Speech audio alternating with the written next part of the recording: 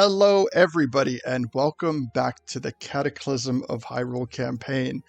I am the creator and GM of the campaign. For everyone joining us tonight, welcome. Before we get started tonight, we're going to go over some beginning announcements. We'll do our introductions, which will admittedly be a little bit abbreviated tonight. And then we'll do some recap and get right down to it. So, the first thing that I like to do is I like to talk about our Discord server, and I like to encourage everyone to get on that. The link to our Discord server can be found on our Twitch page, as well as on our Linktree. We currently do not have Lido with us at the moment, who tends to moderate these things, so bear with me as I post the link to our Linktree in chat. So, in our Discord server, that is where everything happens out of game. We have a number of channels. We have chat channels, art and me channels, loot channels, voting channels, contest channels. Really anything that we can do to improve involvement and, help to grow the community. That is the goal of our Discord server. So, as I said, the link to our Discord server can be found in our Linktree. Other links in our Linktree are also the link to our YouTube channel can be found on our Linktree. While we do campaign sessions like this, we upload those as quickly as possible to our YouTube channel. We broadcast campaign sessions on a bi-weekly basis. So during the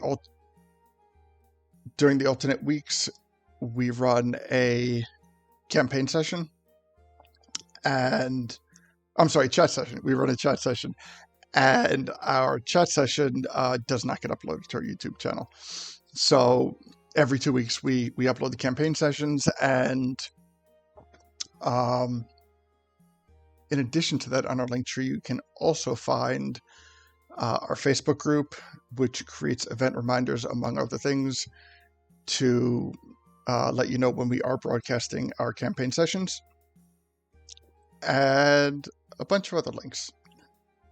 So, if you have time and a moment, I definitely recommend checking out all of those links, as well as getting on the Discord server, subscribing to our YouTube channel, and joining our Facebook group. So, as I said, on the alternate weeks from our campaign sessions, we run a chat session. Last week, we ran a particularly interesting, chat session, where right now the party is in a middle of a battle. Pretty much the entirety of last session was a battle where portals had spawned around the players and random enemies came through. So one of the things that I have changed from this episode to last episode was I very subtly changed the spawning mechanic, in respect that the spawning took up a bunch of time, because whenever you spawn an enemy in, you have to put the enemy in, you have to roll for initiative, you have to, get them on the map and get them situated and everything. So I rolled for spawn encounters last week during our chat broadcast. They're already on the map on the GM level, which just those two things took up a fair amount of space last session. So they're already done. And we are going to start this session with the showing of the spawns, with the revealing of who is coming through the portal for this second round of combat. And I believe there are currently still 2 remaining. Yes, we currently have 2 remaining enemies from the last session, so there will be 10 enemies on the map taking on our team. So, yeah, we're going to get to that rather quickly. And as I said, we do have a bit of... Welcome, Fuzzy.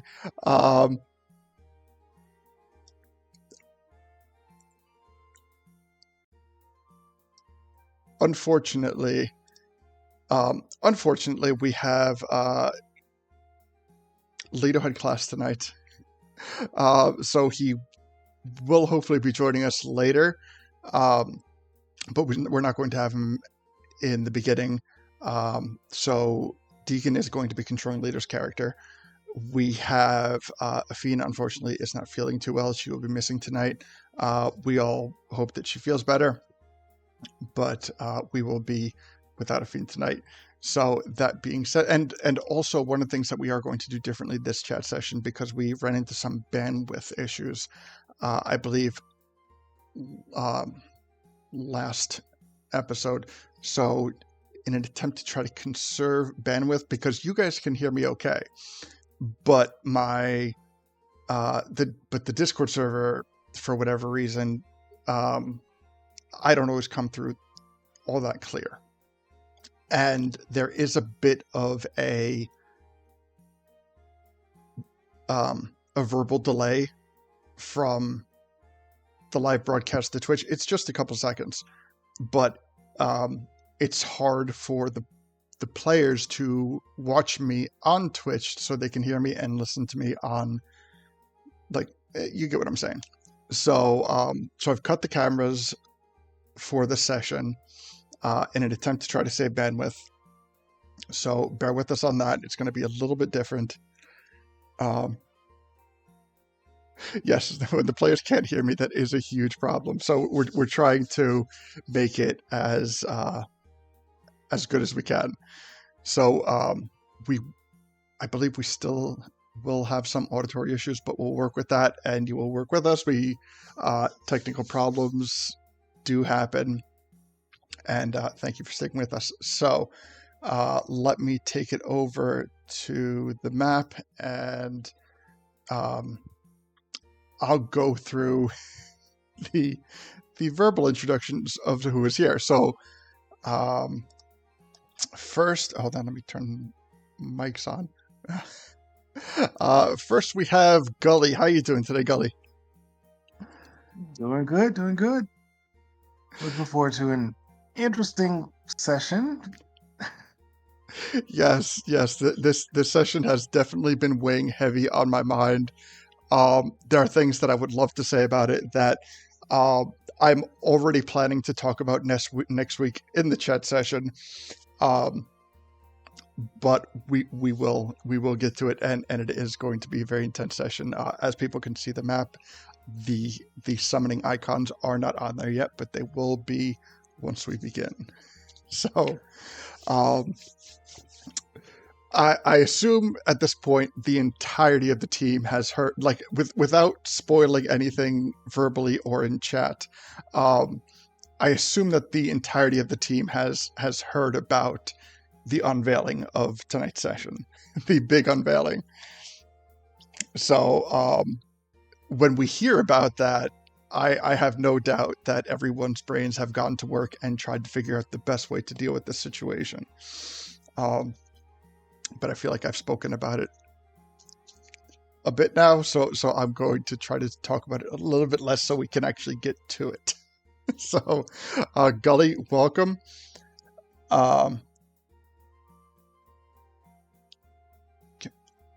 Wait, hold on a sec. Gully, say hi again for me. I want to make sure. I want to check the. Yes. Okay. All right. Yeah. Okay. Audio's coming through. Yep. I'm here.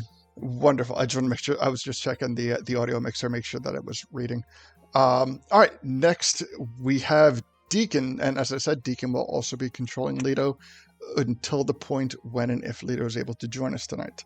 So, Deacon, how you doing, my friend? Hi, all. I'm doing okay. Hanging in there. Very mentally prepared for what's going on. And hi guys. I'm gonna do my best Leto impression. Not gonna say I'm good at it, but I am gonna do it. Wonderful. That is a good that is a much better impression than I could do. That. Thanks, brah. Appreciate you, dude. So, for those who have been with us for a number of episodes, we are running a high character level campaign at this point, and high character level high-level character sheets come with a certain degree of complexity. So, although I do not anticipate that any player can run another character sheet as good as that character who created it could, I also do believe that Leto's sheet is in good hands. So just a quick Thanks, recap bro. on that. Appreciate y'all. Leto is in his Moorbounder form, which is why on the map Leto is a size large, because we're starting off with him in Moorbounder form, and I do believe Deacon is riding him. So good map positioning on that, and we will see how that moves forward. So thank you, Deacon, for stepping up and taking care of that while Leto goes and betters himself with schooling, whatever that is. It's an honor, to be honest. So thank you and welcome. Unfortunately, as I said, Athene's not feeling well. She wouldn't be joining us tonight. Hope she feels better. And so the last but not least person joining us tonight is Stuffin. Please tell me, I don't know why, but it's Stuffin, right? Not Fluffin. Yeah, hi there. Stuffin, right? Stuffin. Okay. I don't Hey there, how you doing? Welcome. So How's y'all?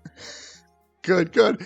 So for anyone who did not catch the prior episode, Stuffin is a new character who will be joining us for a period of time.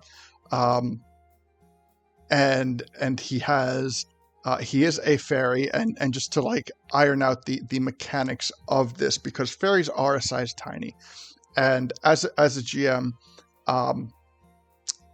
in the past I've made a call about a player who wanted to be a fairy, because size tiny has to do with logistical things like carrying weapons and things like that.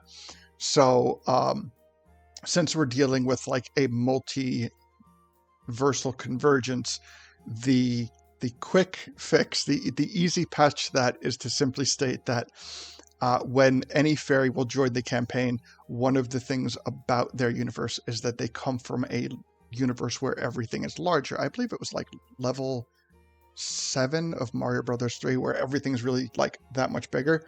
So although he is a fairy, and again, fairies tend to be a size tiny, everything is bumped up a size in his original universe where he came from.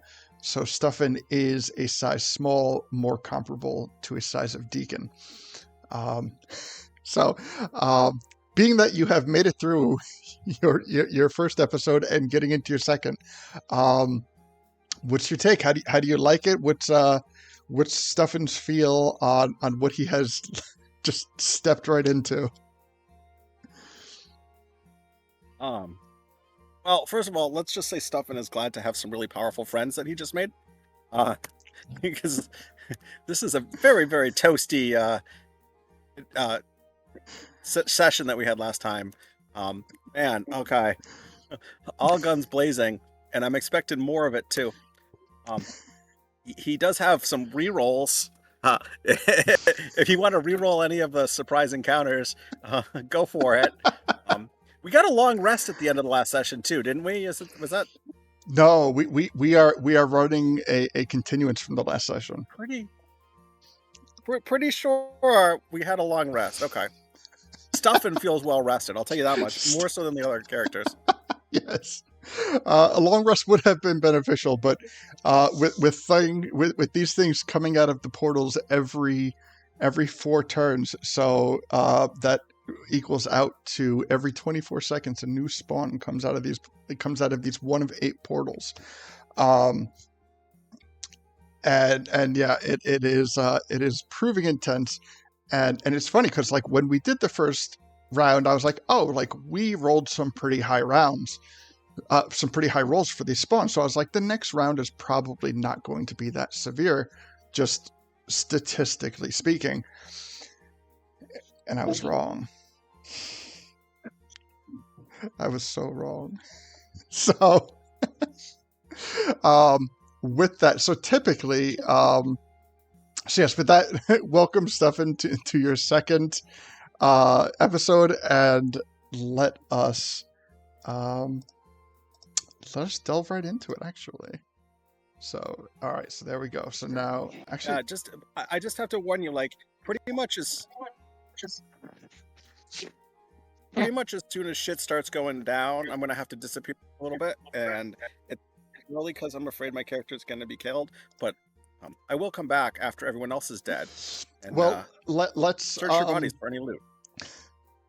For sake of stuff and safety, let's say that you have started off with a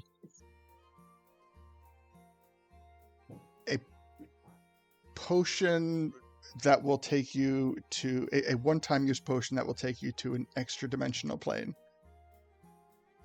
that you can only use on yourself, and once you return, it is not able to be reused again. Potion of Demiplane. You'll love to see it. There you go.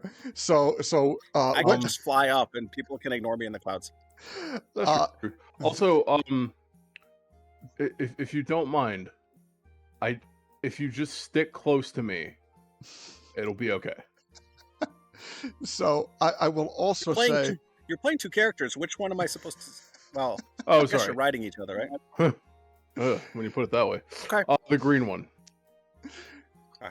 So we did some rough math last week during the chat session, and anything on the inside of 320 feet is fair game. So that's all I'll say on that. So in 5 turns, if you use your motion to dash, you can get high enough. But that being said, I believe, yeah. So you know what? Let's get right down to it. Let me bring this up a little bit so we can see better. Unfortunately, I don't know how to take away those nameplates. So let's all just kind of ignore the existence of the nameplates for now. Usually cut the screen because of the nameplates, so people can't see. But we have a fairly large map, so we will just delve right into it. Okay, so we are starting this round where just to like describe the battlefield itself, where we have Gully right now trying to figure out how much distance there is between him and the corruption. So here's Gully. The aura around him is his Fire Sage aura. So anything that starts its turn within the Fire Sage aura will take 4d4 fire damage. It is quite the awesome and enjoyable ability. But right now, is that a blue Lionel? I think it's a blue Lionel. Is currently the only thing seen within its range. Yes, it was a blue one that we fought last week. So, Okay. I think. Good, because I got to start getting my enemy sheets up.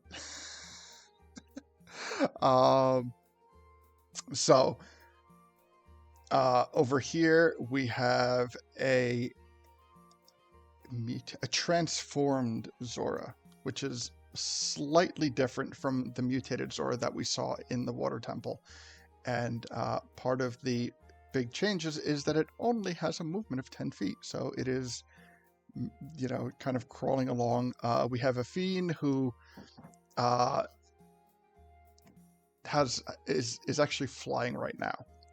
Both a Fiend and Stuffin are flying at, I believe, if I remember correctly, is a height of 35 feet. They're both at, but Fiend is not going to be targeted by anything tonight. But we will leave her there for because she's there.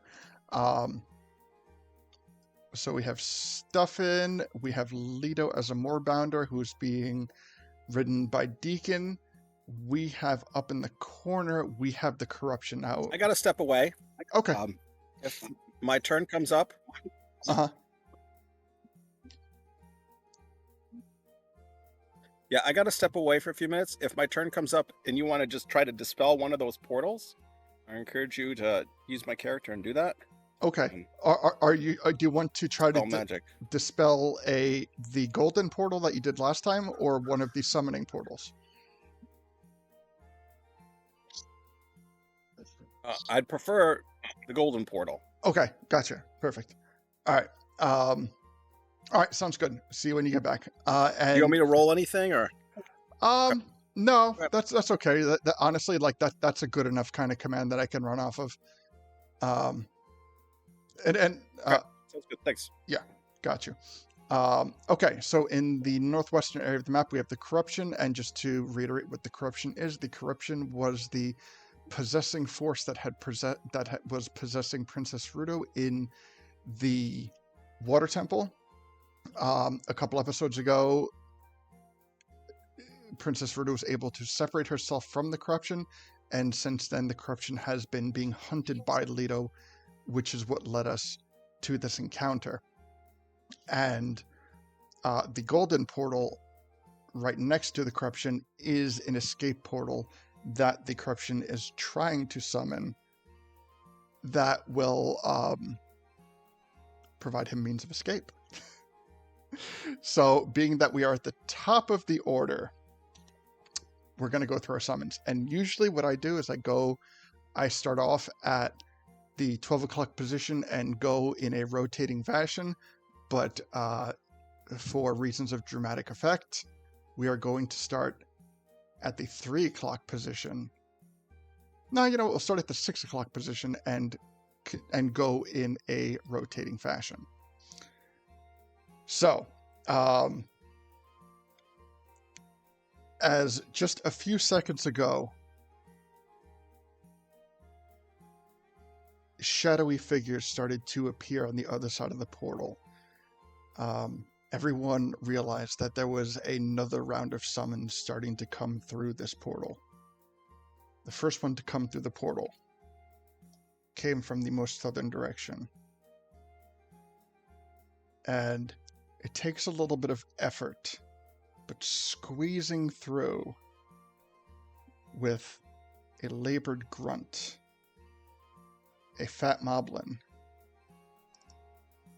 walks through the portal, kind of dusts himself off, gets his spear ready, and starts to get ready for battle. Quick question, because I'm on another screen. Is the fat moblin visible?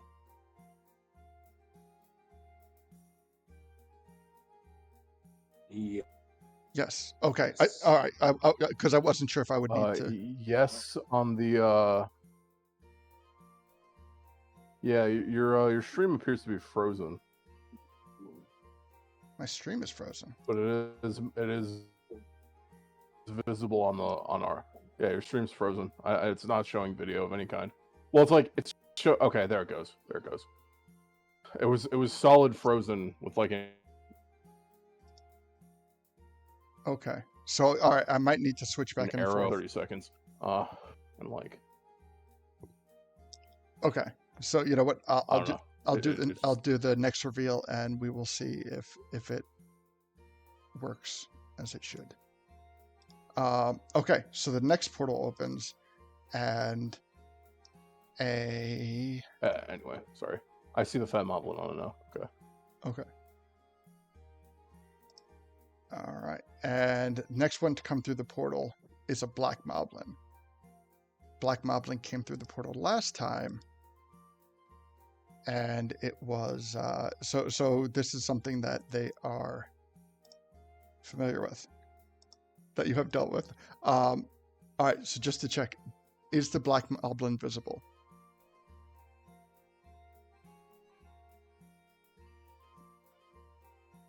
Yes, on the Yes. on Roll20, not on the stream. Okay. So okay, and now I assume it's visible. Like, has it popped up on the stream? There it goes. Okay. I Okay. guess the delay is just higher than I thought. It's not frozen. Sorry. Okay. Gotcha. Okay. Sorry. Nope. I, honestly, like these, like I don't want to move on to the next one before like, like I don't want to talk about the black moblin as the fat moblin's popping up. So yeah, we'll take this like at a reduced speed. So as they turn to the next Yeah. portal in the next. Could you do something for me to just troubleshoot real quick? Yeah. What's up? Okay. You see in the bottom right the little sounds tab where you like turn the volume up and down? Hold on. I gotta get to the desktop. Are you talking about on OBS or Discord? Okay. On, No, like in the desktop, like Windows. Like okay. on the taskbar at the bottom right. Okay. Yeah. By where it shows your system time. Yeah. Click on that. Right click it. Uh-huh. Go to sounds. Go to recording. Wait. Go to advanced. And you should see two boxes tick that say exclusive control of this device and then give exclusive mode applications priority. Do you see those? No. Okay, hold on. Sound. Wait. Troubleshoot sound. Go to sound settings. Sorry, I think you said something, but okay. Untick those boxes. Wait. Hold on. Start from the beginning.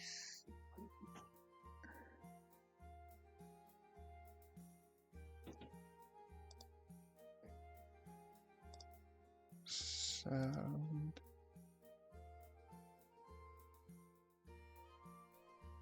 Wait. Okay. Deacon, can you hear me?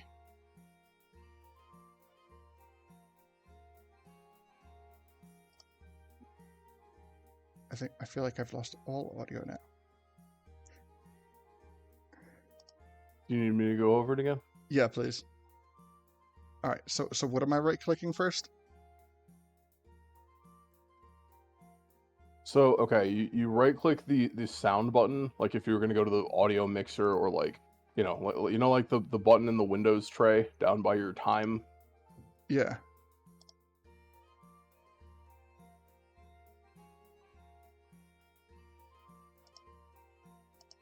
Right click that, and then it should open to the fourth option, which should be sounds. Like just the word sounds. You click that, open it. Uh-huh. So system, then sounds.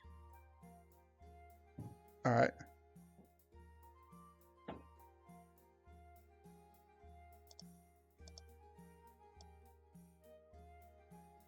And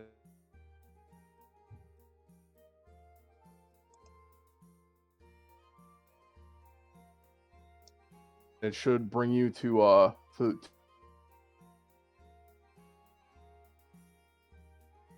little Windows window, right? Yeah, I'm in the settings, and then I hit sound, and now it If you, gives me like found all it or the not. outputs and the inputs, like the headphone and everything.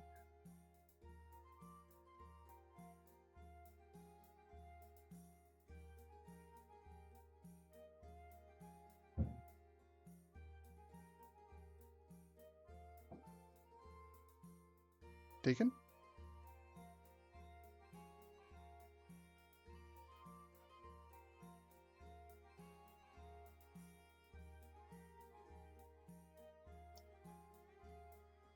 Yeah, hold on a sec. Because I mean, if this is like a headset issue, I can get a new headset for next time. So hold on, I'm going to take off the headset and see if that comes out better.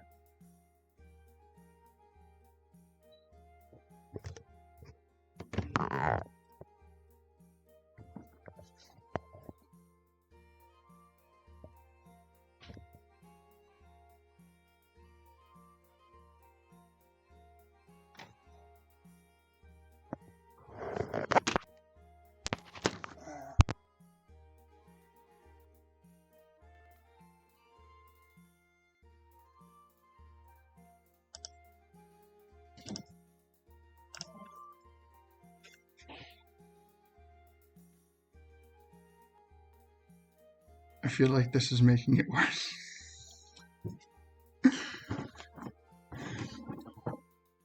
Deacon? Hey, can you hear me? I hope so. Okay, I can hear you better now.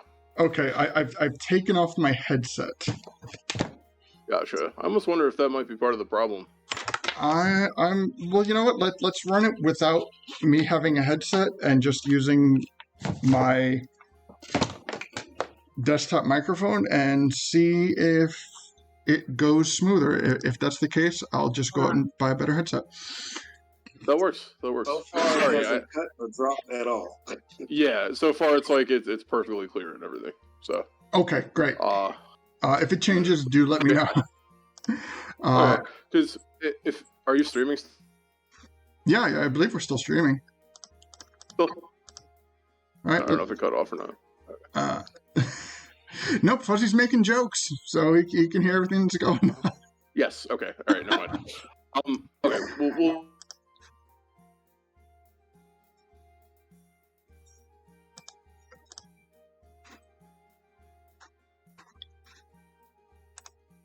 We'll do the tech support afterwards. I apologize. I wanted to try and could sort that out after the stream. See if we could troubleshoot this. If it keeps not working. Sorry. Okay. Yeah. On like, I mean, fingers crossed, because I like, for me, you're starting to cut it a little bit, but that might just be an adjustment.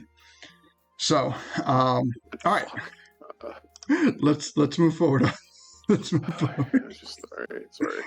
No, it's okay. Hold on. Let me just clean up my desktop. Make sure. Okay. All right. So we have our Black Moblin on the map. All right. So next thing that comes through is you see this hulking silhouette. With, right. Sorry. Sorry. Yeah. It's not my headset. Is that the consensus?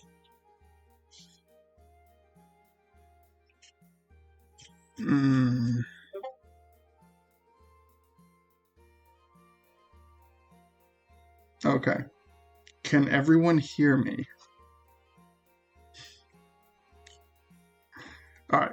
So as this first, the pair of horns start to come through, and then the face of a Lionel comes through, and as the body comes through the portal, you see that a silver Lionel has now spawned and joined the fray.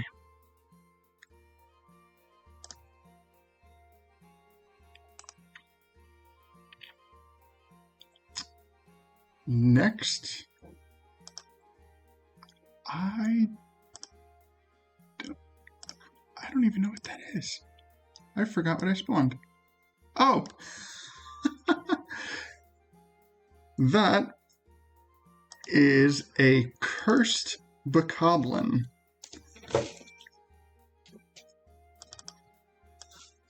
So let me switch that right back to its normal size, because it is not that big.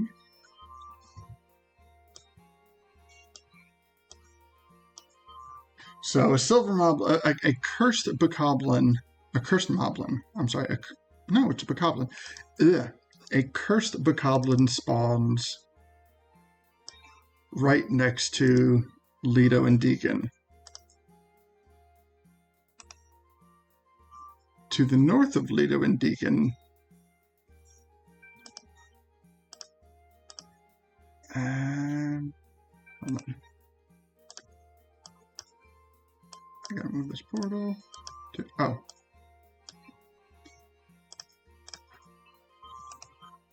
To the north of Leto and Deacon, a like makes its way through the portal. To the north of Gully, what is this? I have forgotten some of my spawns.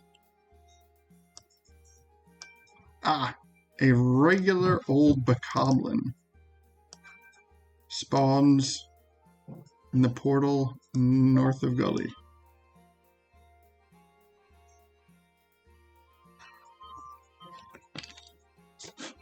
Okay. Hold on a sec. I just need to rejoin Discord.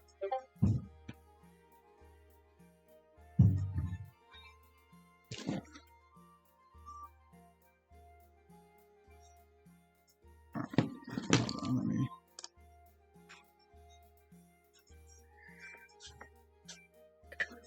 Okay. All right.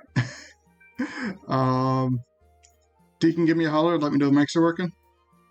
Hey, can you hear me? Yes. Okay. Sorry, yeah. I don't know, just randomly kicked you out. Very weird. You know what? I was closing a bunch of stuff, like all of like the sound settings and stuff, and it might have like closed along with it. So Gotcha.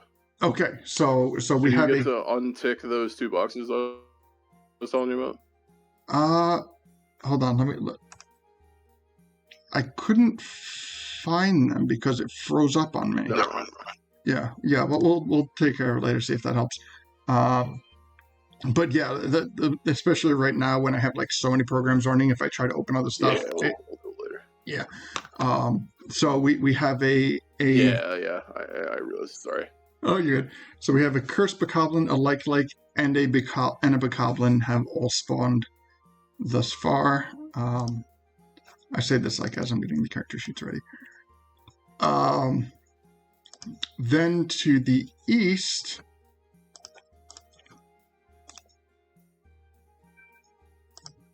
we have. Oh man, I don't remember. Looks like I think it's an electric keys. No, that's not a keys. That is an electric Lizalfos. So an electric Lizalfos spawns, and then the last spawn at the 6 o'clock position. The portal itself begins to tremble and shake and stress.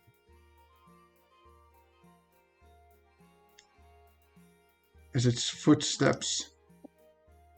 hooven footsteps starts making its way out of the portal.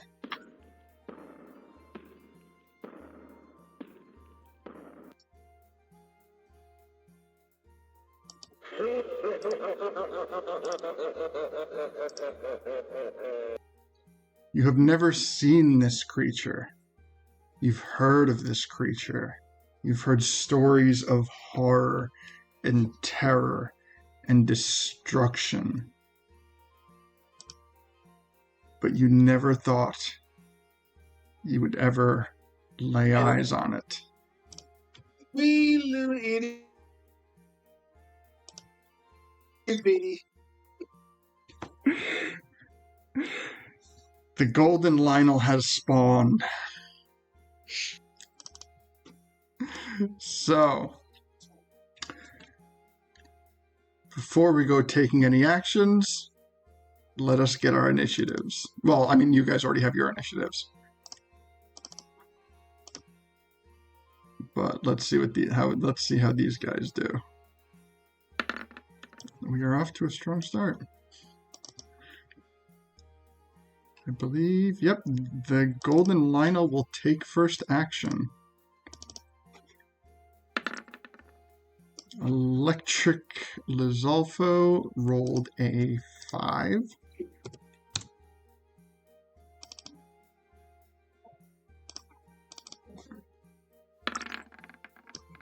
Like rolled a 14.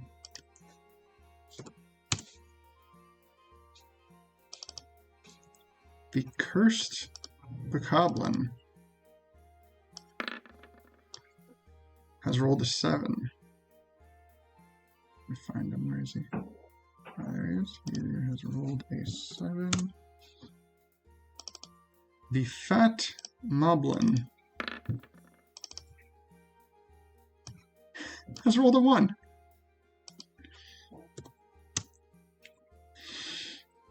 The Black Moblin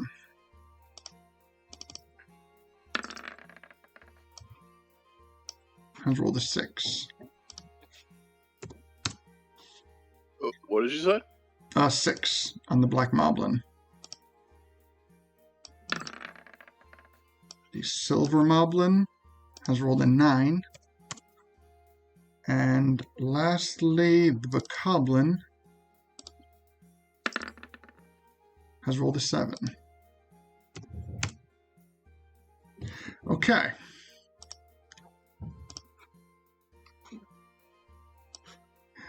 Are we ready? Can you hear me? Yeah. Can you hear me? I would like to buy an initiative reroll for the Okay. golden Lionel, please.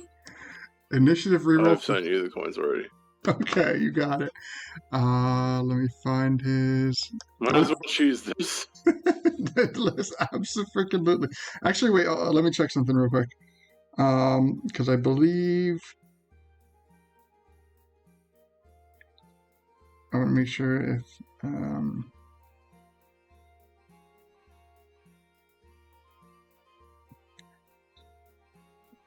Okay, so all right. So we're going to re-roll the Golden Lionel's initiative.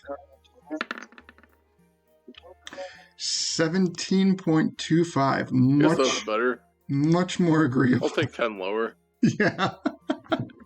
Okay, so that puts it to 4th in line right after Gully. All right. Anything else anybody Also, would... my Yes. token appears to be missing an initiative.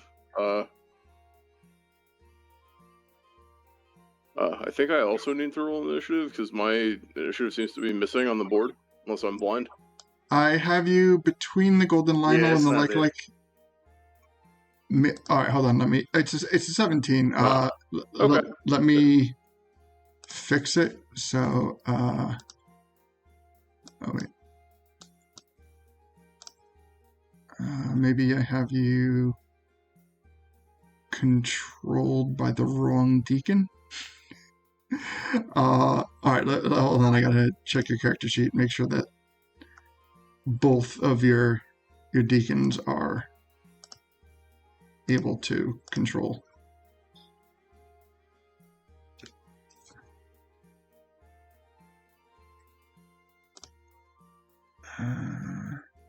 Deacon.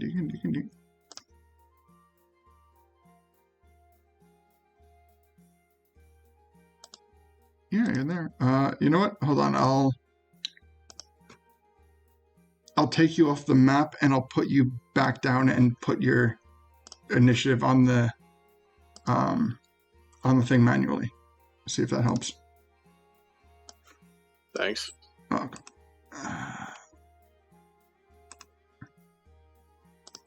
And turn. You were 17.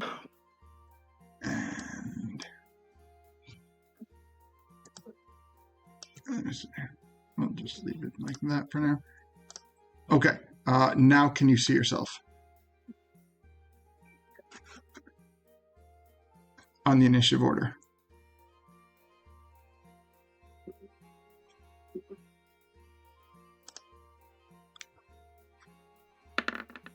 Okay, yeah, you're on there.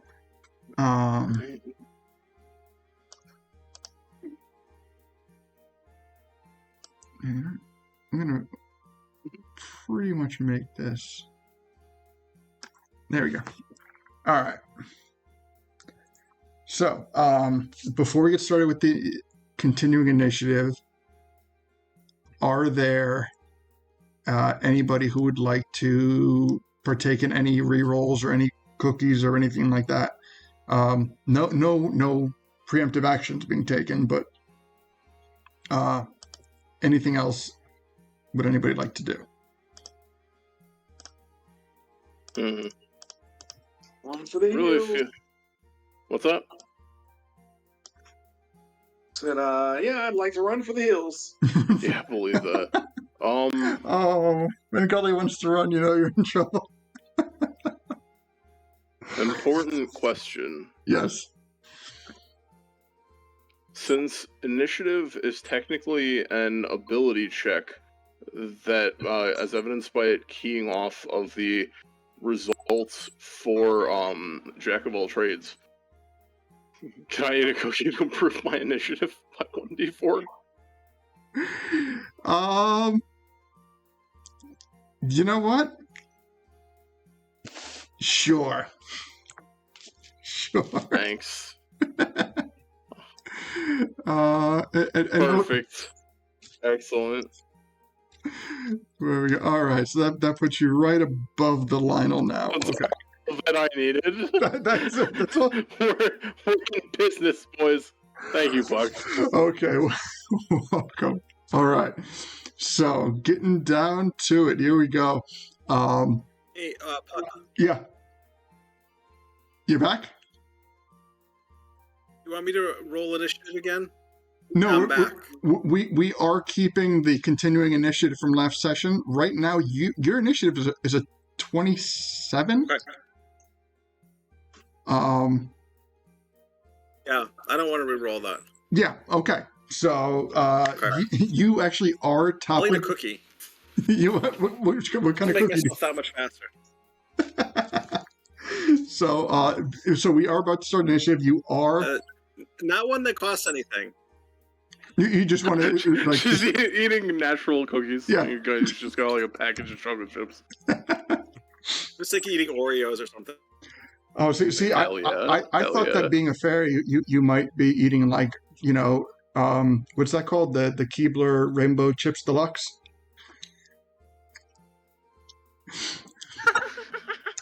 There we go. You So know, they have cookies these days that taste just like Girl Scout cookies. there you go. That's what I'm talking about. But all right, Stefan, you are first up. It's just Girl Scouts cookies you bought from Deacon. Yeah. Sorry. What would you like to do for the first action of tonight?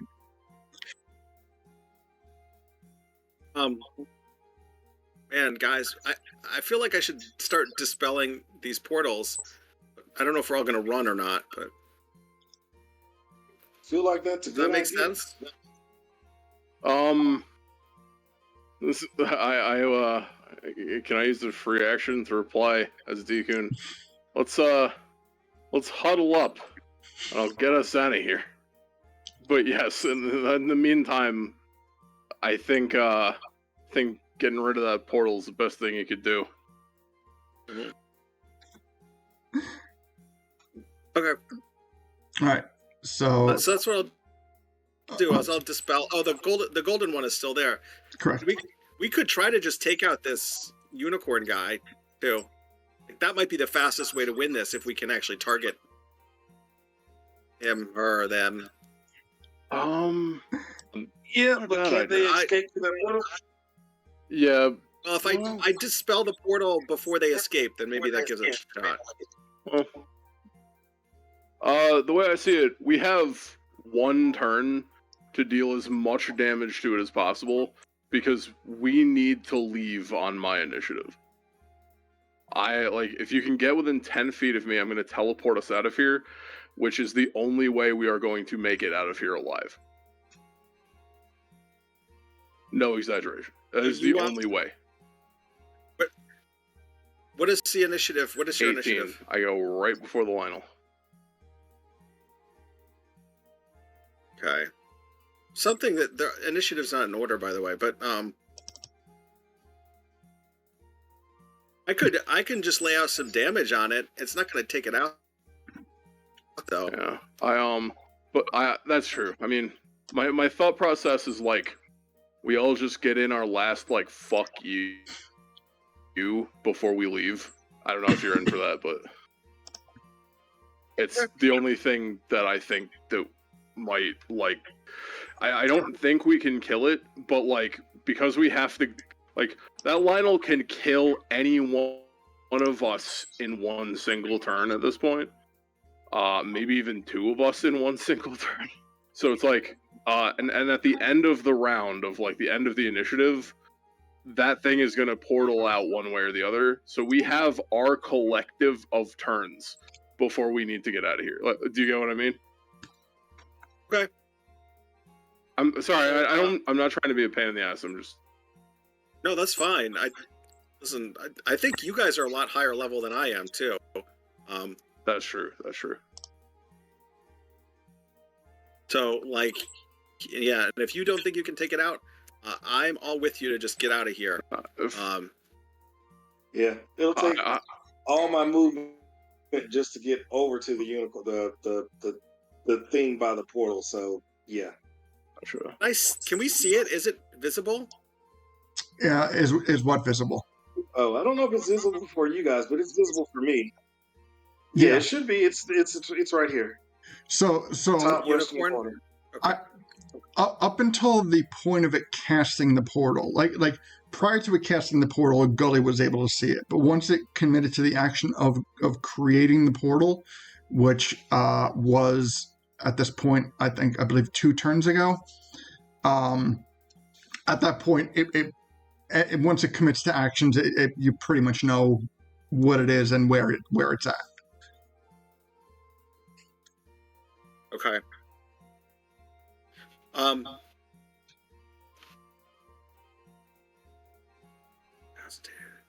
Trying to think. Incapacitated, and that's different than hold person. Does hold person give incapacitation? Oh, it gives paralysis.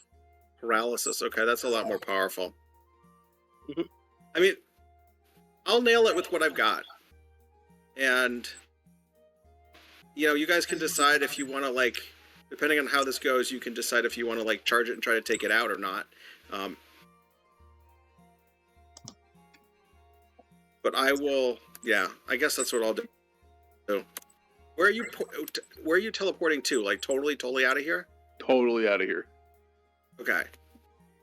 So if I go down, I am in melee range. Gotcha. Who's at 24 and who's at 19? Lido, my mount is at 24 and Gully's at 19. Okay, so we have the first 4 initiatives, is what we're hearing. Yes. Correct. Also, sorry, I don't mean to cut in on your turn, but can I ask where Afine's initiative is? I don't see her either. Afine's initiative. Yeah, I don't see her on here. And I was looking at how. Okay, so I have her on my GM screen. For whatever reason, so her initiative is 9. And I was going to fix it so it's visible, but if we're going to exit the battle before we even get to her turn, it's going to be less than I'm just going to fuck with. Okay, yeah, that's fine. Well, my concern was just can she get over there in time? So I can get Afine and get her to her. I can get Afine. No worries. Okay, thanks, Gully. Appreciate you, man. Yeah, I'll pick her up and bring her up there. Yeah, no worries. Thanks, dude. Appreciate you, man.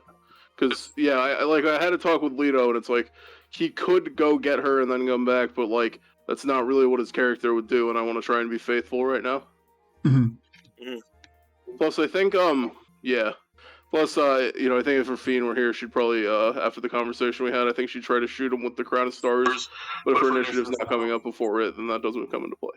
Anyway, sorry, Fluffin. Sorry. Yeah. No, it's fine. This is all good. Better to plan before shit goes crazy, and then... Definitely. This is important stuff. I am... I'm going to cast Psychic Glance at that thing. At the corruption or at the Lionel? At the corruption. Okay. Well, the corruptions we want to take out, right? That's the former unicorn. Yeah. The corruption is the whole reason for this battle. Do a lot, but all right. So I'm going to fire Psychic Glance at it. That is I should be able to.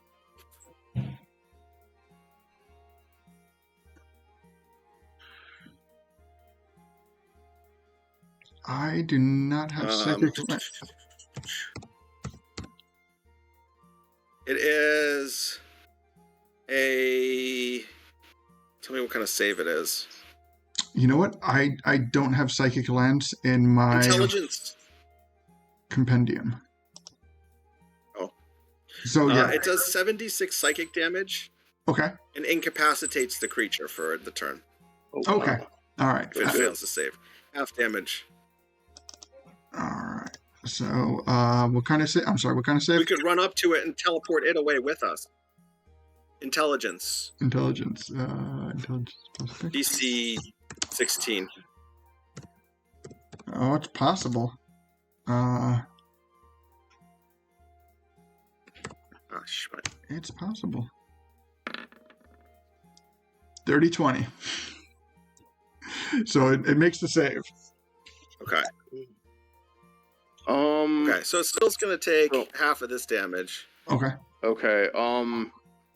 I would like to use my reaction to. Never mind. Sorry. All right. So 12 points of psychic damage. Let me just give a quick check on something. Points of psychic damage. Yeah. And its head explodes. And so it's- I'm just filling that in. That's an assumption. Okay. Hit points noted. So as it gets ready to start making its way through this portal and it starts encroaching upon the portal, this lens of psychic energy just grazes its ear, causing half damage.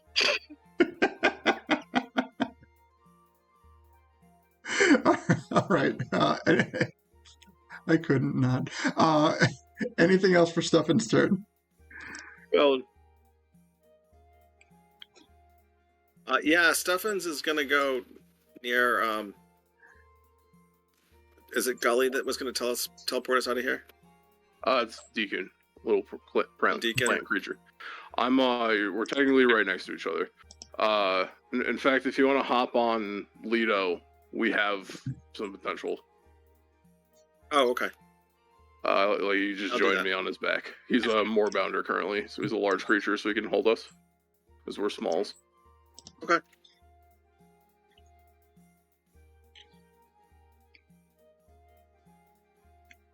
All right, so Stefan casts Psychic Lance on the corruption and then makes his way and descends onto the back of Moorbounder Lido. All right. Anything else for your turn? Oh, that's good. All right, sounds good. And with that, we go to Lido.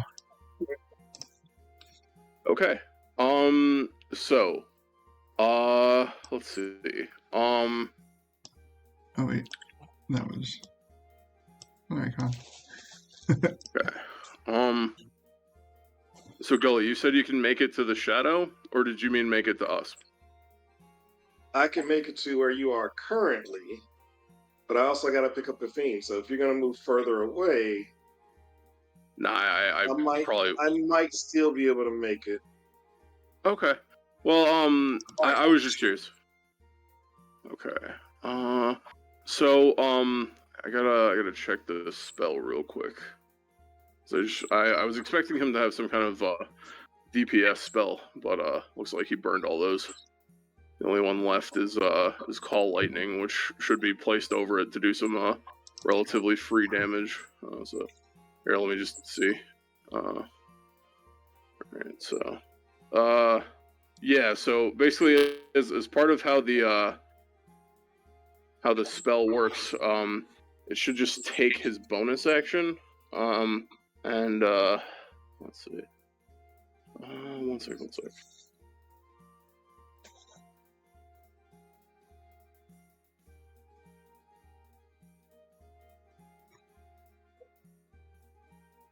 Okay.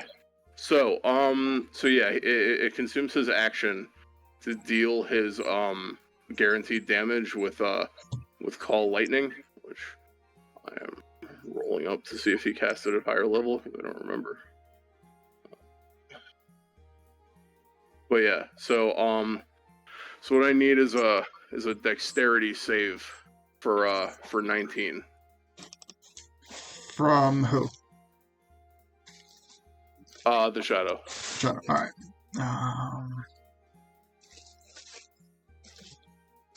Dex save. What is the mod? Okay.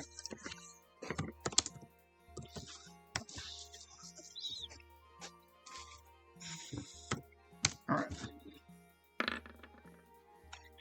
15. It is. All right, that fails. So it takes 16 lightning damage.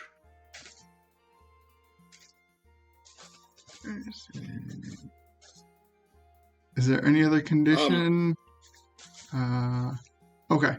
16. Is it is it stormy outside? Outside, are there storm clouds? Because if so, it'll do a little extra damage. No, it's just it's a pretty sunny day. Fair enough. Worth a shot. Yeah. Okay, checking in for bonus actions real quick. I don't think he has many of those. So, never mind.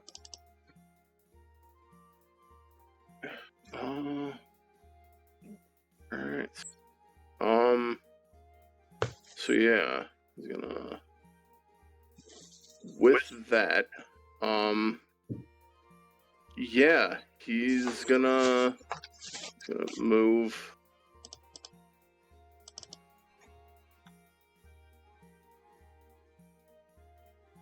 Here. And then, just to get a little bit closer to the gully and Athene. Oh, you guys were fine where you were. I just thought if you move closer to the shadow, then we would have a problem. Gotcha. Sorry. Okay. Yeah, we'll stay here then. We'll stay here. Okay. That'll actually end his turn because I don't think he gets a bonus action. Okay. So at the end of Leto's turn, the Corruption's going to use a legendary action to cast Ray of Frost at Leto. Okay. Alright. I just, let me check I believe that, just to double check. Yep, within range.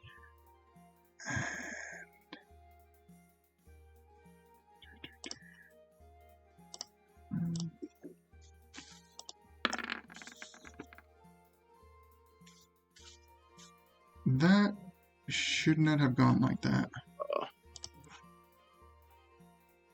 Alright, let me try it. What is the modifier? Does it have plus 15? 15. See that? Holy, yeah. It's getting it has okay, never mind. I see how it goes now. Alright, hold on. It has a 24 wisdom and is like level 22 or something. Yeah, I see that now. Yeah, it has a proficiency of 7, so yeah.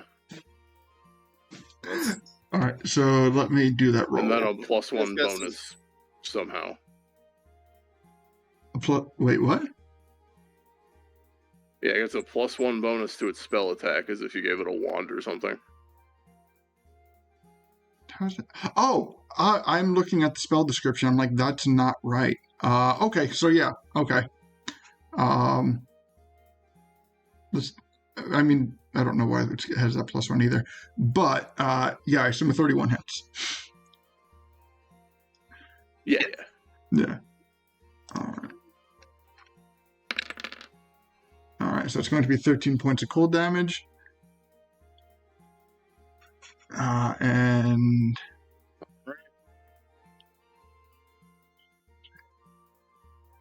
And his speed is reduced by 10 feet. Okay.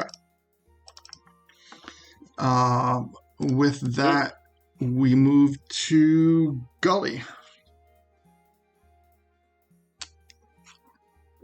All right. What the heck was that? Okay, so Gully is going to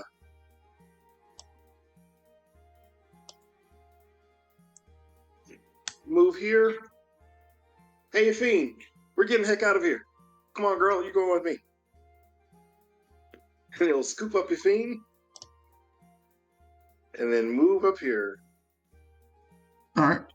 The blue Lionel is going to take an attack of opportunity.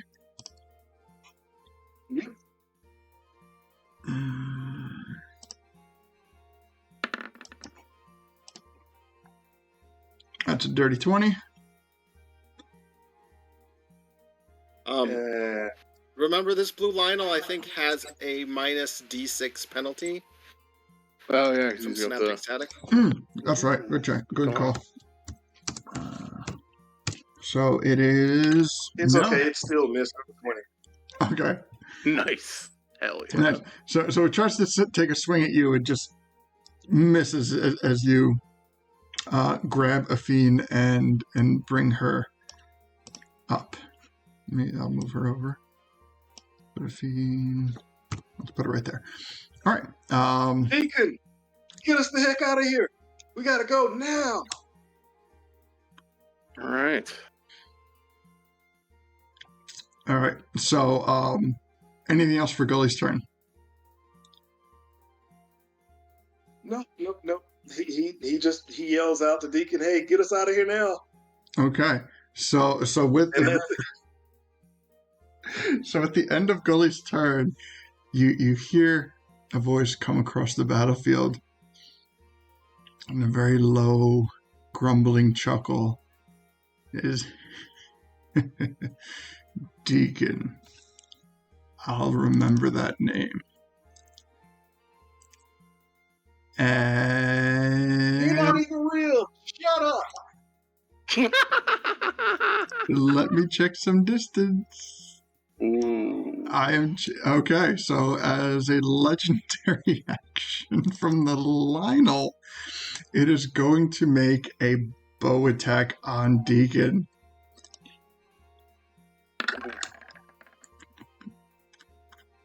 Anticlimactic, but just a 19 hits. I use my reaction to shield, boosting my armor class by 5, making it not hit.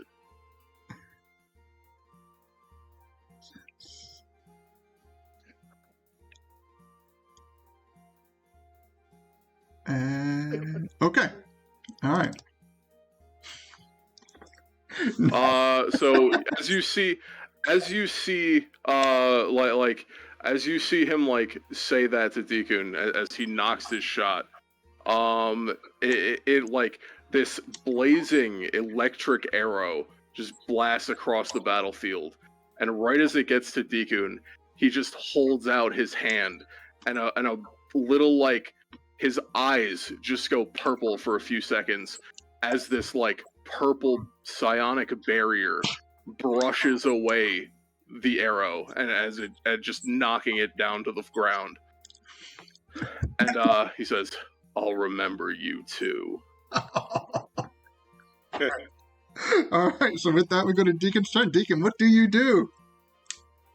All right, so I'm gonna look at this corruption creature, and I'm gonna say, and I'm gonna first turn to the Lionel. I'm gonna keep looking at him. I'm gonna say, "But today you're not my priority."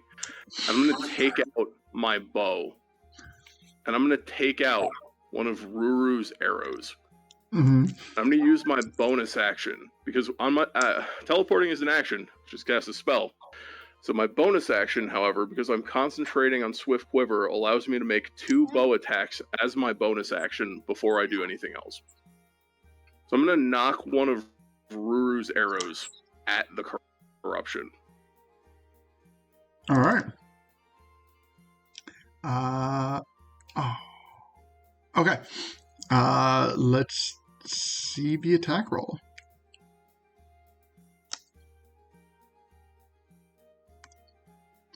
Dice gods be with me. Alright. That is a 19 to hit. Are you happy with a 19?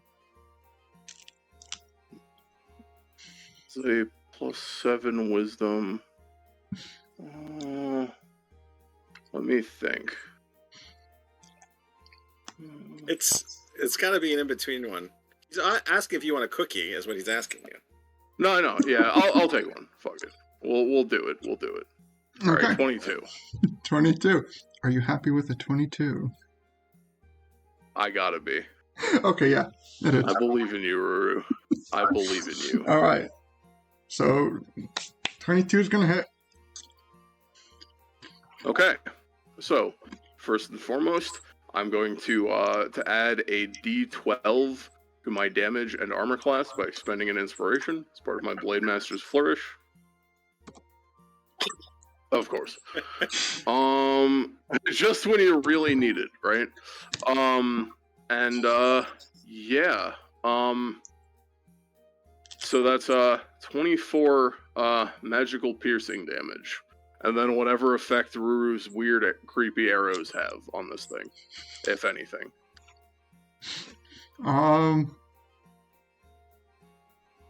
Okay.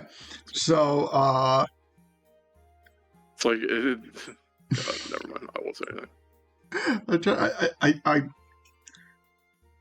it hits. Like, it makes an impact on this thing. And I would say, like, you can even see that, like, as the arrow pierces the corruption, like a kind of like chunk of shadow from the area that probably would be its shoulder seems to kind of like come off as and leave a negative space, which is like quickly engulfed and folded in by the other surrounding pieces of shadow. And I mean, give me a perception check on this. Okay. So what you're telling me is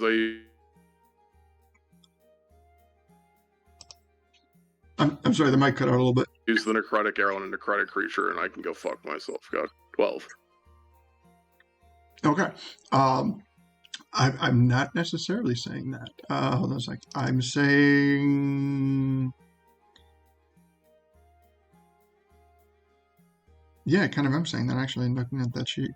But I am... Okay, so with the 12 in the perception, you realize that this thing is worried. This thing is scared, and it does not. It is with everything on the battlefield that it has summoned to try and take you out. Its main concern is fleeing at this point. Gotcha. All right. Well, Swift Quiver gives me another attack, so let's knock my light arrow this time. Okay.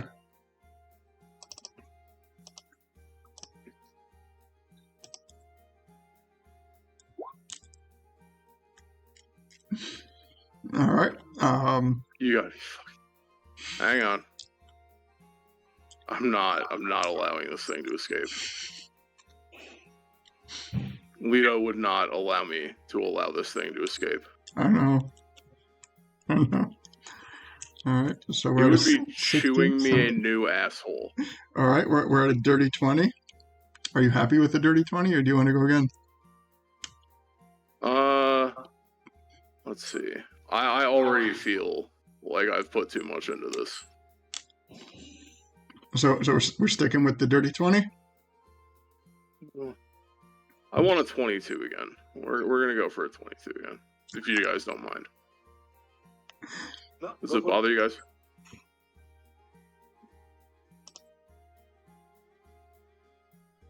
Alright, fuck it. 21. 20. Not doing Okay. anymore. This feels bad enough already. I feel grimy after that. All right. Well, quick question: is this personal bank or communal bank? Personal. I'll okay. ship these to you afterwards. Okay, gotcha. All right. So we're sitting at a 21, and a 21. Yeah, we're keeping it. Will hit. Nice.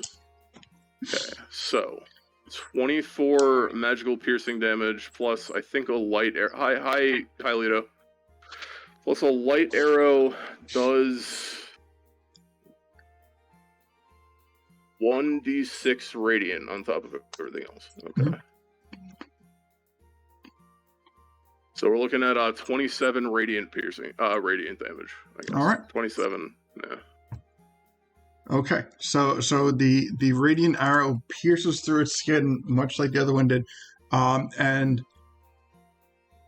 I have no doubt that Deacon is expecting the Radiant Arrow to have some type of additional effect, but it does not on this particular creature. It deals straight damage. Fair enough. Fair enough. All right. Anything else for Deacon's turn? No, I mean that's all I got. All right. Yeah, I'm not gonna risk our lives. I'm gonna cast the teleport spell. Okay. So, like, you know, just seeing that this is like obviously not working. Yeah. All right. Hey, Lito, can I ask you something? If you're here. What's up, Deacon? Did you cast lightning, call lightning at 3rd level or a higher level than 3rd? Just 3rd, unfortunately. Alright, I just had to check. Okay, yeah, I think we're out of here, bro. I'm sorry. Couldn't kill it. Okay. Yeah. God, we fucking tried, man. Alright, so, here, I'm gonna move over here. And then, I'm gonna look around the field, and, I'm going to, give me 1 second. There's a specific... Can I play devil's advocate for 1 second here? Sure. You guys are gonna hate this, but, I don't know how many teleports you have. Obviously, Puck is baiting us. He's trying to, like, indicate that this thing is about to run away and whatnot. We could potentially teleport just a bit to the northwest or whatever, out of range of a lot of the new summon creatures, and spend like another turn targeting this thing with ranged attacks if we want. I don't know if that would let us escape or not next turn. I mean, it would. I have 2 of these lined up.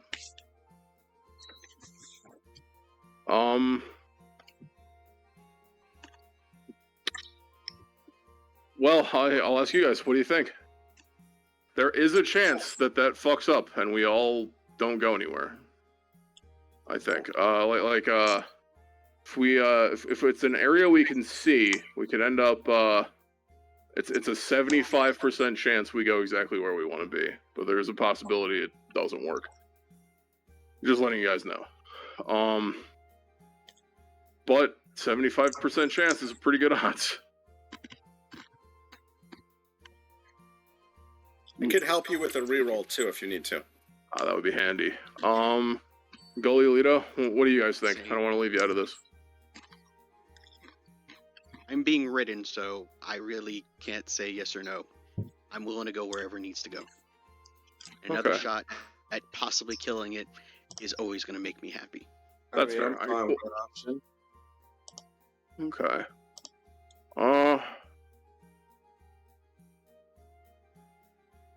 Well, I can make this map bigger. the other thing is, that's true. Well, fuck, I should have had, that would either mean that it has to either start making concentration checks to close the portal, or it's going to be fruitless because it's going to, once it's like past its initiative, the only chance we have would be like a fiend going and killing it at that point, and then I would have to, yeah. Do you want to take that chance? I'm not saying don't. I'm asking. She has Crown of Stars up, actually, right? Okay. Yeah, I think we. I think she's used 2 of them so far. One missed and 1 hit, if my recollection's correct. We just lost Deacon. There he is again. My thing cut out. Sorry. Internet cut out for a second there. So yeah, I don't know. What do you think? Do it. Let's try. All right. All right. How further away are you teleporting so I can make the map bigger? Let's see. only need to be. What is the maximum range of all these different? Well, the thing is, the only like I said, unless we have like a dispel magic, unfortunately, because we like it depends on whether we can get to it before the portal closes. Because on its turn at 0 initiative, it is going to go through the portal. You get what I mean? So if I do this, we're doing it basically. We're basically either, unless we can dispel the portal somehow, we're basically banking on a fiend's shots being able to get this thing down into the ground. Okay, another crazy question. I don't think it's close enough. Any chance we could teleport it with us someplace?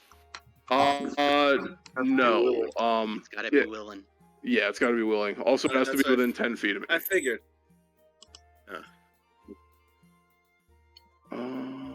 Let's see. Let me see if there's. I mean, we could teleport right next to it, and then if it tries to go through the portal, at least we'd get attacks of opportunity. That's true. Let's see. That's true. Yeah. All right.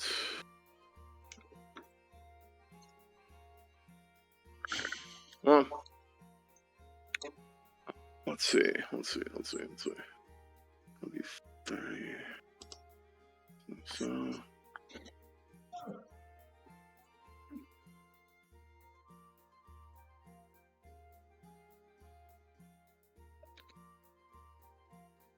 We teleport in front of the portal and block the portal? Sadly, I don't think he'd let that one go. All right, so how about if I do 90 feet in this direction? Okay. What do you guys think? So that puts us like within 30 feet, but like as far as the big Lionel goes, he'd have to like get into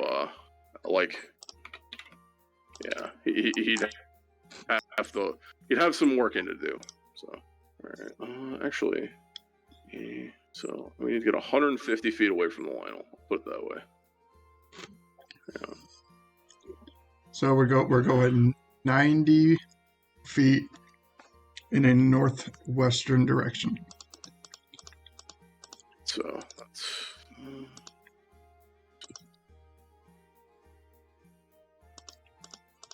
Sorry, I'm doing the math here because it's 90 feet and we need to get 65 feet. So.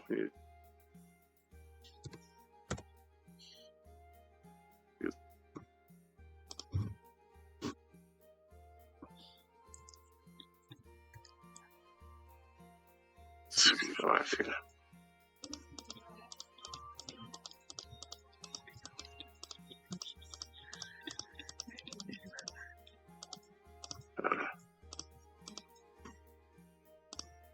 right. So just bear with me as this map changes and we fix it. So.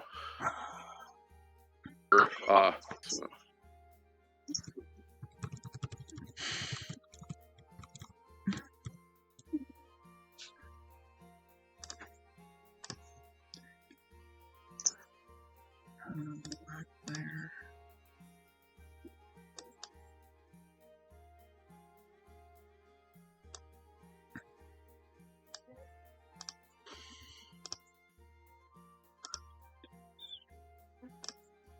Okay. Let me adjust it on the player screen.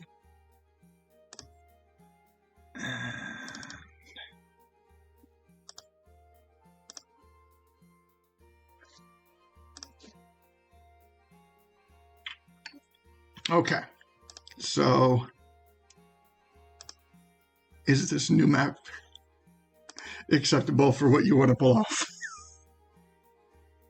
Yeah, that's fine. Okay, all right. You see where I'm pointing to on the mini map, on the little map? Yeah. That's where I want to go. Okay, so let me. That's where I want our position to be. You know what? Hold on. I gotta switch to the other page. And go to tokens. So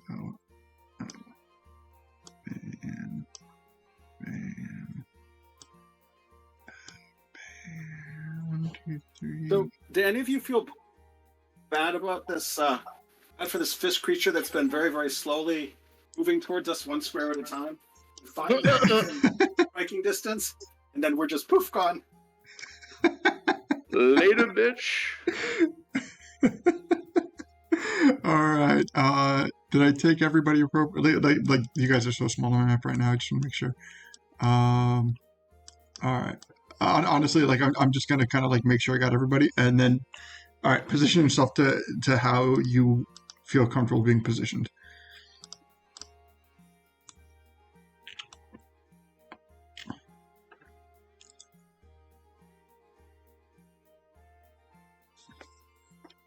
What I really wanted was.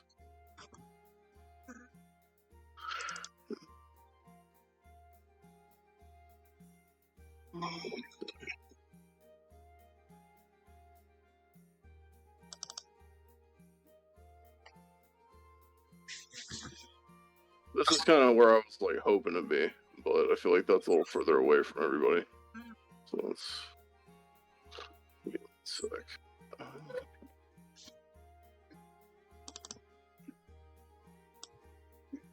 So math.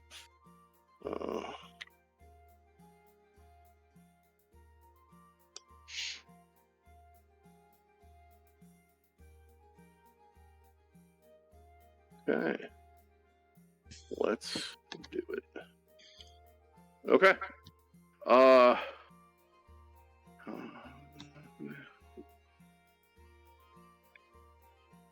right, yeah.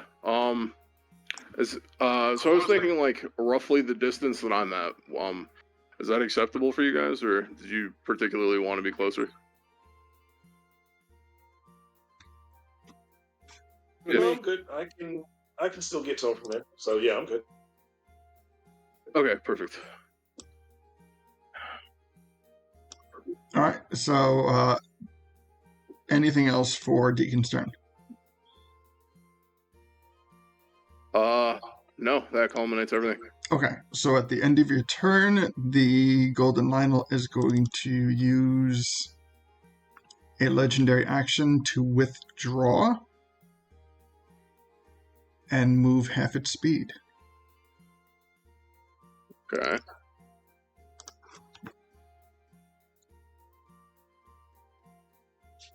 All right. And with that, we go to the Lionel's turn. Mm-hmm.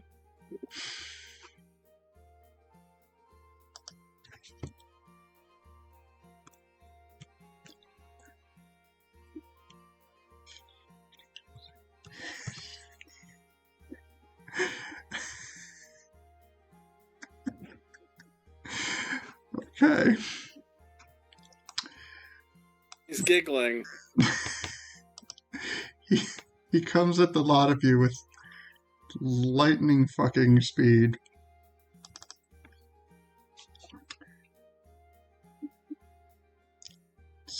What was the... Let me take some quick measurements.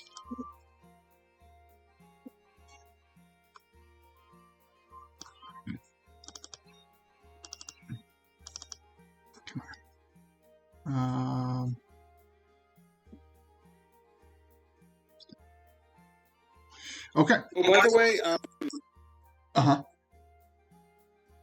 I think I'm supposed to be on. Deacon. Okay. Yeah. On Lido with Deacon. All right. Yeah. Still... Okay, I moved you over If there. you move back, I'm gonna be. Okay, thanks. Okay. Yeah, I wasn't sure if everybody was where they wanted to be or not. So, as stated in the beginning of the episode, we are going to be treating Athene as a non-combatant or target in this fight. So even if she is caught within some type of blast or anything like that, Athene will not have to make anything. The trade-off being that she is safe but non-aggressive. Gotcha. Okay. I think that's the best course of action in this moment. Yeah, fair enough. So, the Lionel's going to multi-attack on Gully. Let me just find him. Okay. 15-foot reach here? Bow. It's going to make 4 Oh, okay. ranged weapon attacks. Wait, let me see. It can forgo 3 of these attacks instead and cast a spell or use its invoke. Oh, okay. So, first bow attack on Gully.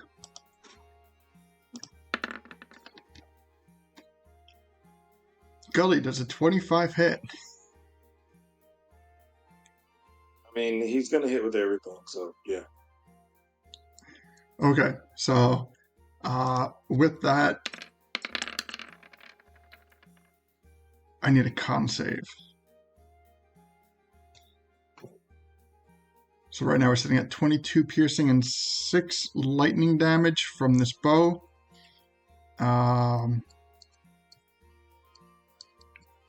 Yeah, con save, and you are stunned on a fail. Shit. I am opening.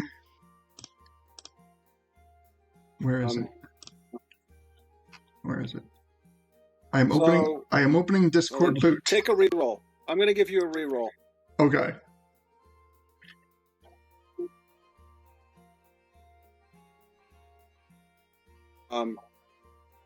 All right. Reroll for Gully's con Can you save. guys? Can you do that? Yeah. Gully, take a reroll.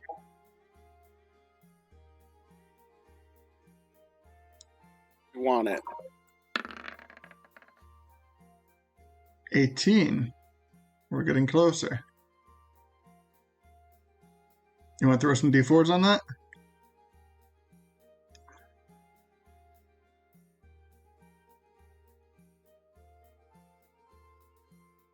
We currently have 83 D4s. 83? Honestly, you can take them one at a time. Yeah, stun sucks. Yeah. All right, so start rolling me some saving throw D4s, Gully.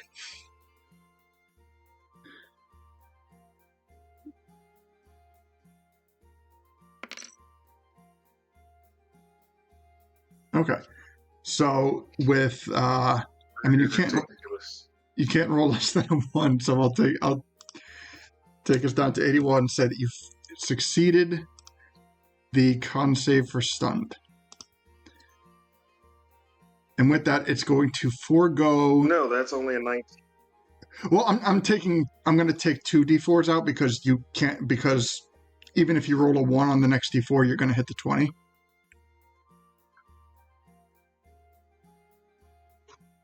Okay. So yeah, I'll say you make the save and you are not stunned. And it is going to forego the next 3 attacks. And in return, it is going to cast Power Beam on Stuffin.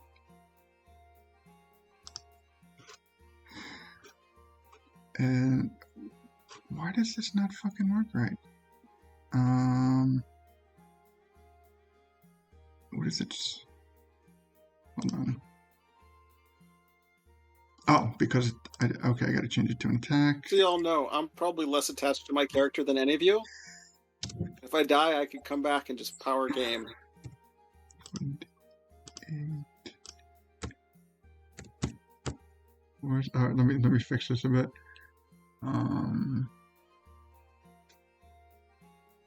Crap, Hit your computer a few times. Spell save DC 40, is that right? Oh, hold on. Hold on. Hold on, let me change this to...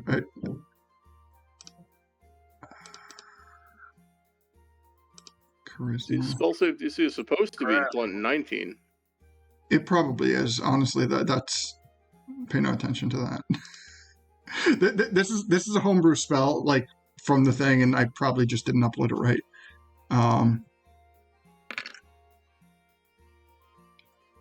Yeah, that's better.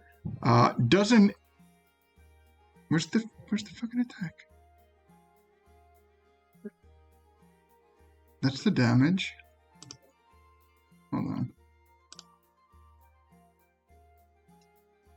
Attack.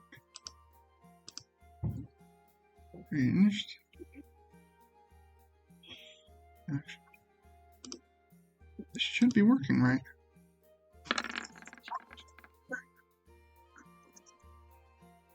Okay. 30. Is that right? I believe that's right. We got a 5 plus charisma proficiency. No, it's not right. It's actually it's less. It's I think there's something busted about your character sheet stuff, my dude. Are you putting in challenge rating as character level? Hold on, let me check a normal spell. Let me check Fireball. Yeah, it's something. Yeah, all busted with your character sheets, my dude. It's a little I've busted. always wondered how things get these impossible rolls. Yeah, but either way, I'll manual the attack. The attack should be 11 is its spell attack? Hold on. Yeah, it's 11. Innate spell attack. Okay. 11, yeah. I mean, yeah, that's what it is. 11 plus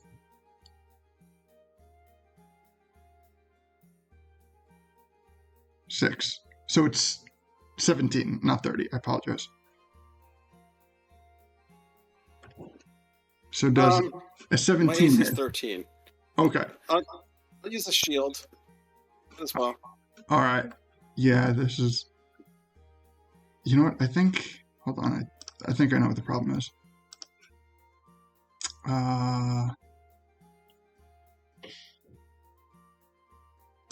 Yeah, it's adding things that it shouldn't be adding.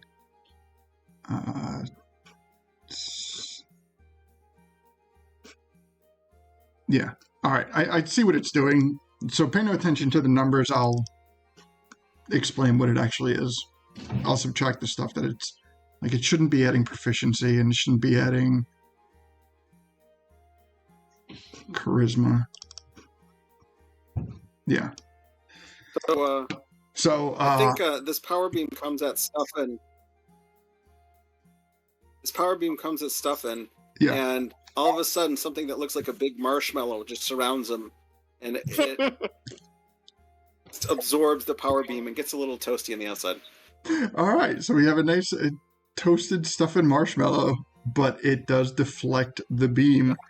All right, so that ends the Lionel's turn. And then we're going to go to the Leg. So, I have to play rules lawyer on this. Yeah, please do. That thing is casting a spell, right? Yes. The shadow? So no, not that. If you are casting a... That was not the shadow. That was the Lionel. Conjuring portal does not...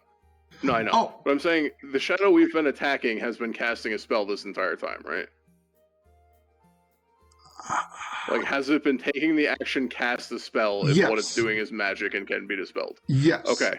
So if you're casting something with a cast time, or if you are holding your action to cast something, like if you are going to say, I want to hold my action to cast Force Cage, while you are holding that action, you are considered concentrating, which means all of the damage that we've been doing to it should be making concentration checks for.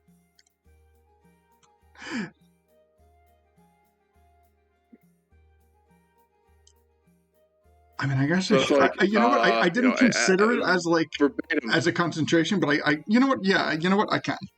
Like that makes more sense. So it's like, well, that's the thing is like, if I go cast like regenerate, which takes a minute to cast, and if I get bonked in the middle of casting, I have to make a concentration check, or I lose the entire thing. Yeah, honestly, like, which is why I don't go do that. So I had thought of it more as like an ability, like once it's summoned, but the way that you're wording it, yeah, I guess like that would make more sense. Thanks. So I'm not saying this will work. I'm just saying I got like a 24 on one, and then like a 24 on the other. I got like a 27 on the other or something. So that's only like a 13 and a 12, but it's something. All right, let me. And that's a save against. It's a Constitution save against either 12 or it's 1 against 12 and 1 against 13. Okay. Yeah, he's got at least a DC 10 for me.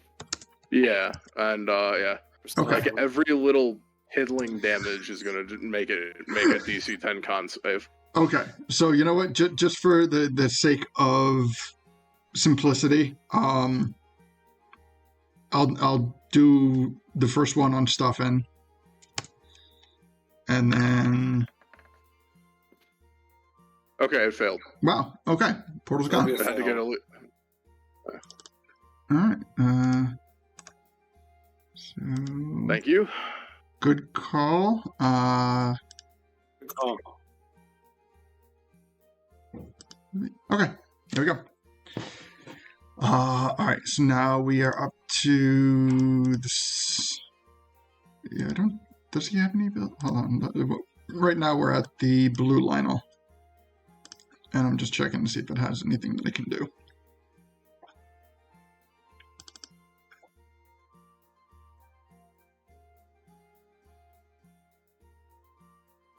Okay, it's going to make 2 bow attacks on Gully. First one, 19. Second one, 16. Does a 19 hit?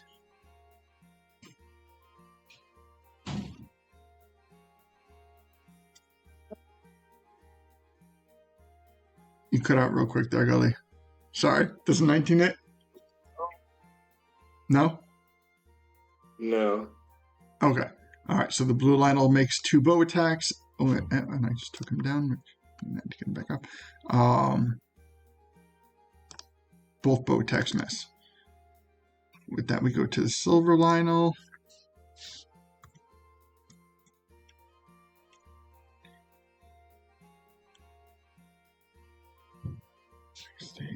Same deal. Where's the silver?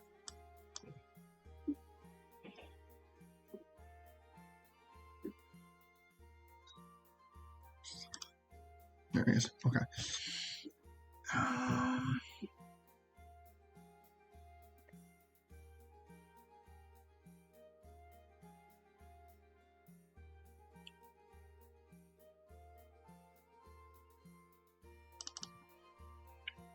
Okay, this one.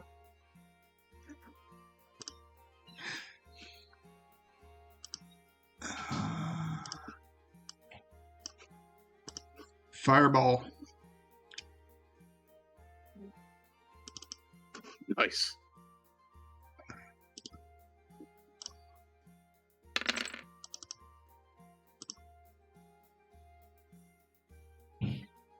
It's gonna fireball itself. Back to press status. Heck. So let me get a proper dex save. I don't know what the fuck. Let me get a see what its actual dex save is. The dex save is what's a charisma? 13.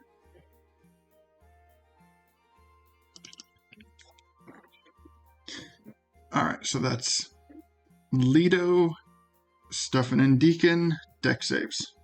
DC 13. Might actually make this. Oh, yay! It did. All right, and one for Lido. All right, everyone makes the dex save, half damage on a 29 damage fireball.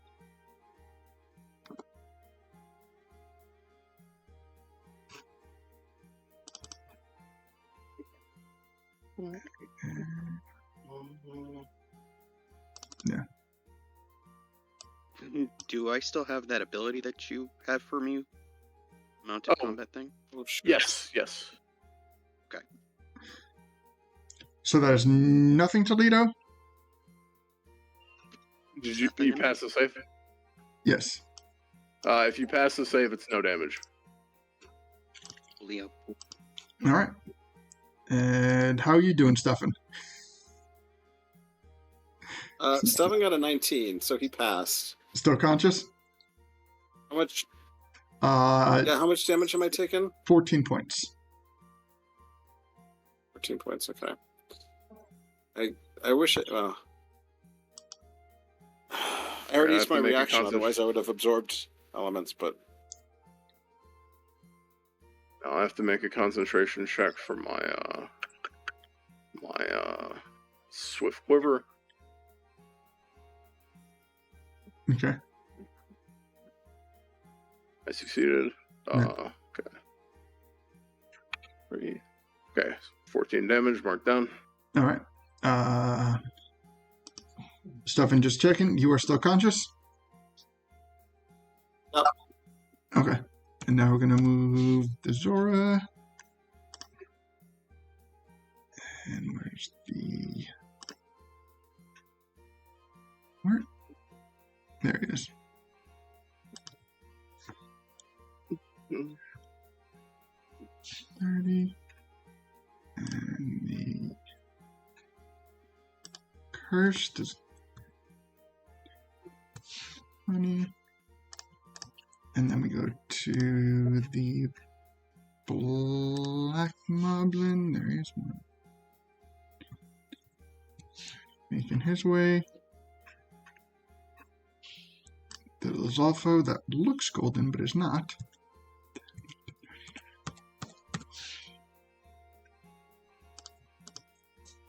And the fat moblin.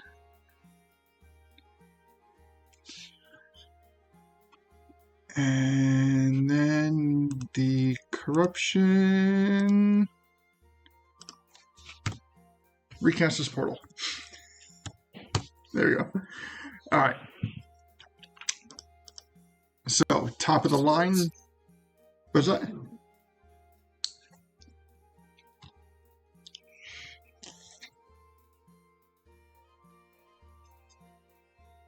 Oh, wait. Actually, let me...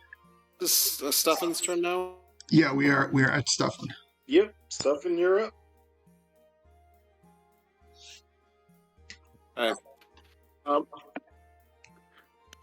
I'm just throwing everything I got at this. I'll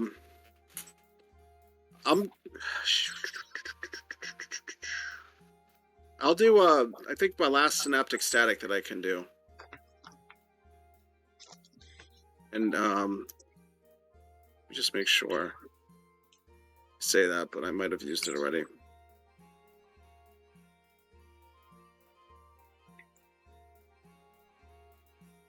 Nope. Let's see. This would be Stefan's fifth turn. You've done 2 dispels, a psychic lance. That's my last. No, I've done the synaptic static. Yeah, I've done that already. Okay. Psychic lance. 2 dispels. Okay. Oh, yeah. I think I'm out of 5th and 4th level spells. Should I cast Phantom Steed? Or should I cast Fireball? I think I'm going to go with Fireball here. All right. Where is your fireball? We're kind of already on a Phantom Seed, so. At what point is the fireball explosion originating? At a point where it gets as many people as possible that aren't allied with us. All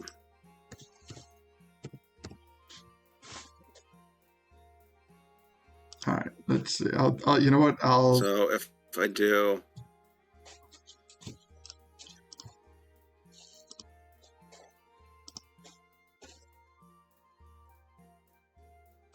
Yeah, yeah.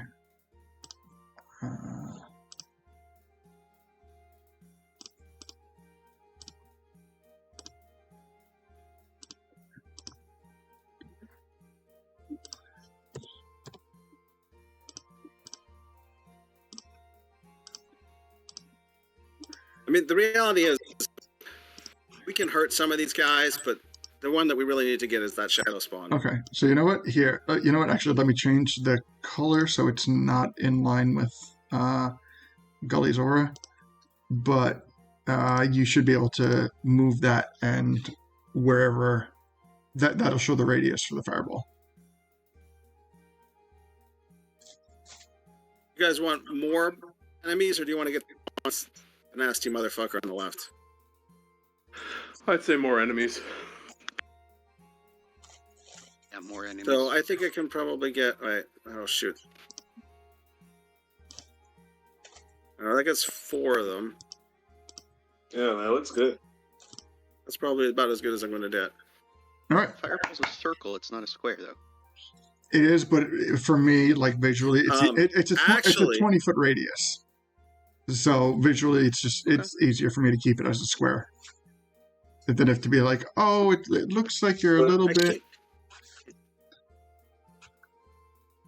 But 20-foot radius means it's a 48 diameter.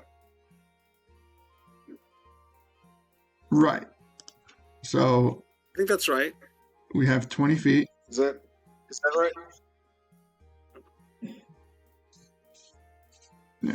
I mean, I can show you. I can show you what it looks like as a square if that's. Yeah. So that's fine. Okay. No, that's good. No, that's cool. Well, Okay. I want to pull out bullshit D&D rules, 5e rules. There. Technically, there are no circles. There are only squares. Like, if you look at the range from the center to that one that I'm pinging now, that's under 20 feet. I don't really care if you adhere to that or not. Like, the D&D rules say... Yeah, so... Oh, whatever. Oh, no, that wasn't in it before either. Yeah. So if I change it to... I'm going to just roll some damage here. Yeah. Yeah, it encompasses. It's the same amount. Yeah. Yeah, it's honestly, like for me, it's just easier to visualize 20 feet on a square than anything else. I know circles look cooler, but all right. So first thing we have is roll me damage, and I'll start figuring con saves. Well, first I'll start subtracting everything that's going to fail the con save. All right, so that's going to take damage, and that's going to... So both the portals... DC 16. Yeah, but the portals will take the damage automatically. So let's start off with the corruption.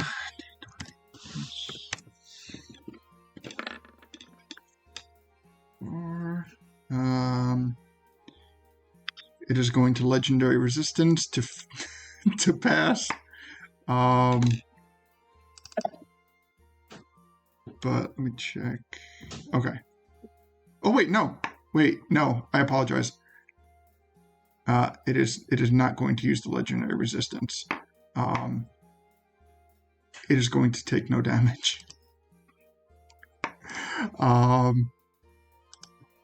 What is that? Okay, that's the cursed. Let me make my way. I'll start off with the Lionel. The blue Lionel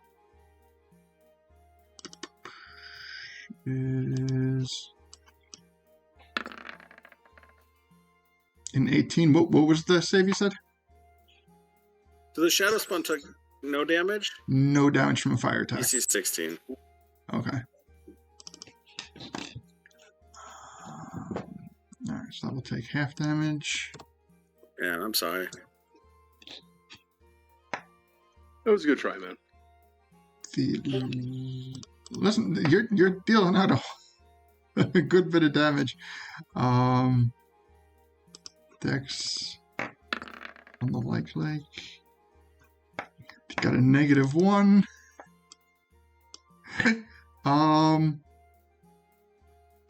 You know what? I'm gonna say. Okay, yeah. I'm going to say that because it rolled in the negatives, that it's going to take double damage. So that seems.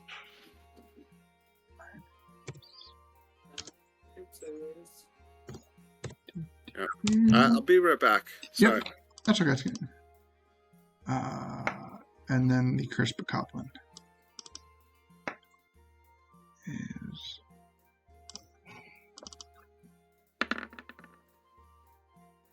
going to crit and make it. All right, so I believe that's everything that's encompassed. We got the Lake. We got the Lake, we got the Corruption, we got the Lionel, we got the 2 portals, and we have the Curse Bokoblin. Alright, damage has been subtracted from all targets, and bam. Okay. Alright, next we go to Lido.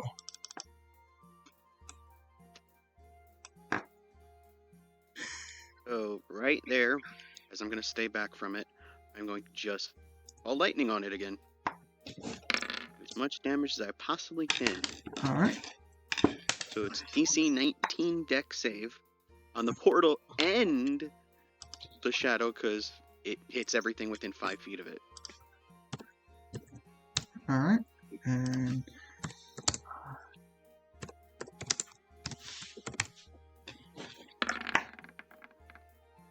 what was it, DC? Fail. Fail, alright. 19. I will take the fail.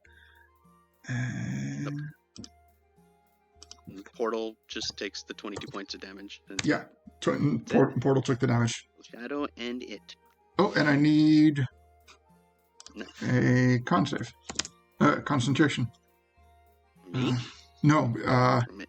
the corruption. Okay, just- Okay.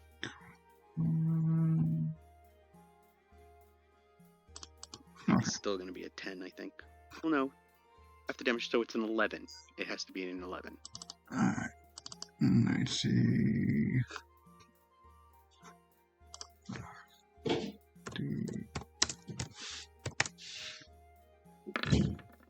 Maintains the Best. form. Alright. And that's me.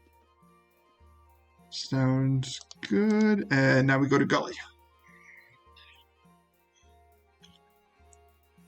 Okay, so looking at how this battle is going, these portals, they appear to be summoning all these creatures. Every We're 4 seeing that when the turns. creatures die, they're basically like, melting away, turning into pools of ooze or whatever. So Gully wants to try and use Dispel Magic on the Golden Lionel to see if it will make it go away. Give me, before you do that, give me an Arcana check. Okay. Arcana, come on, sheet.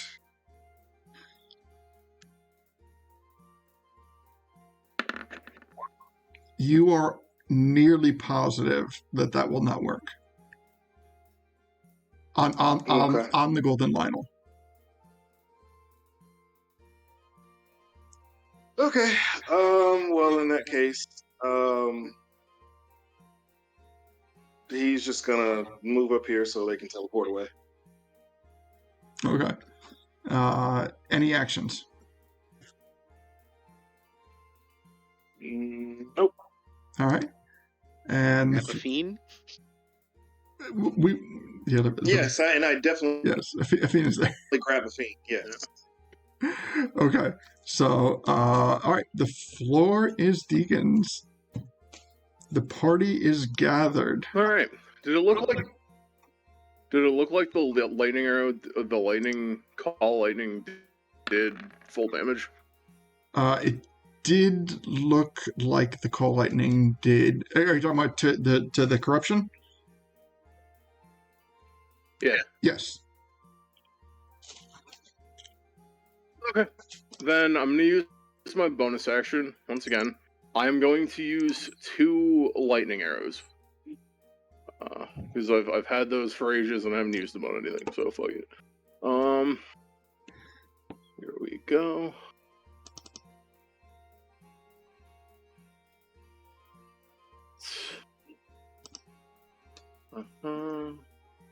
It's gonna miss.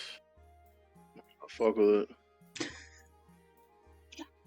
It's gonna miss. Yeah, I'm gonna go fuck myself. I'm teleporting us out of here. I don't care. All right, where are you teleporting? You know, that's a really fun one. I'm thinking. Let's see. Can I give you a reroll on one of those? It won't make a difference, but Sure. I got one more reroll.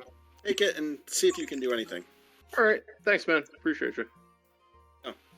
All right. All right. Let's try that again.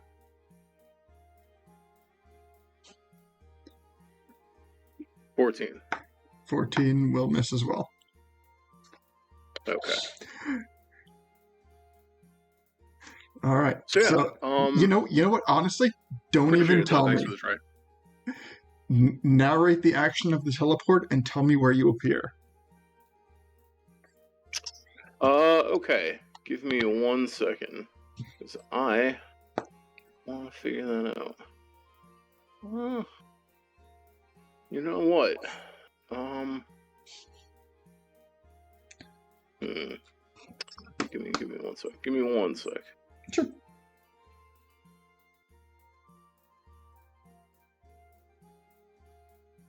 We're gonna teleport right back into the middle of all those monsters. Hell yeah. I'm going.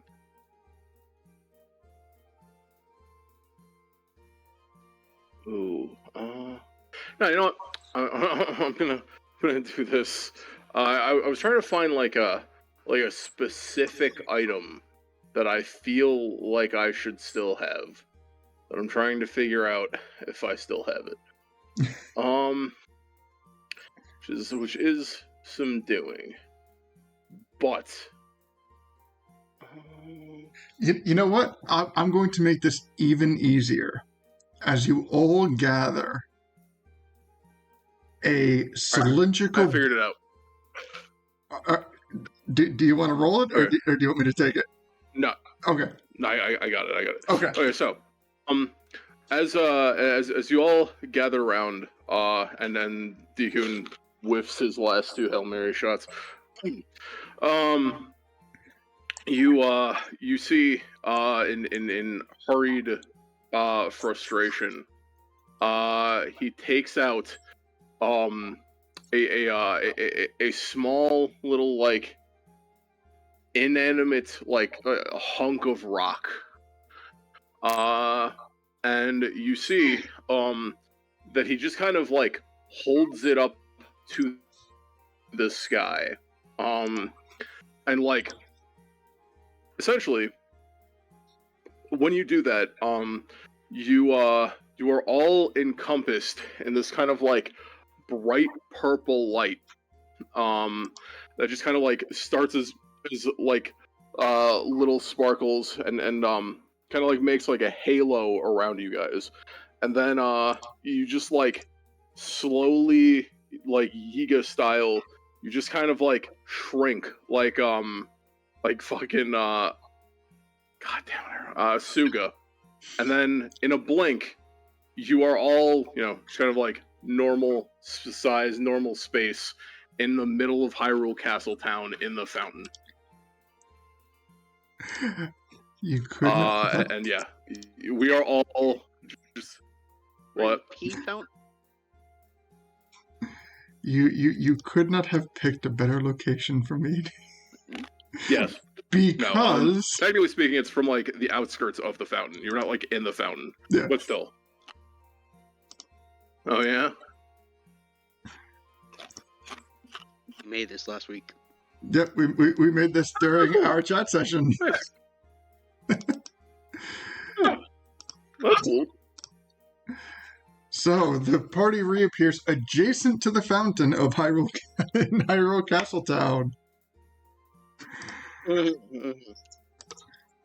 Wait, it's all P? Always has been. Oh man.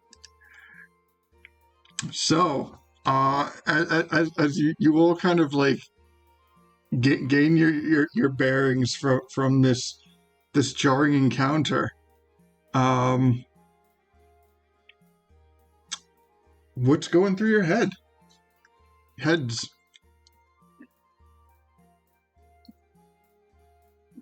How high is the roof of Cedos?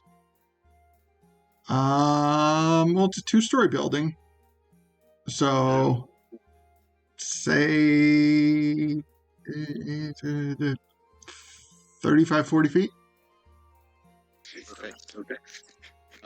Moorbounder Lido will lay down and let them get off of him.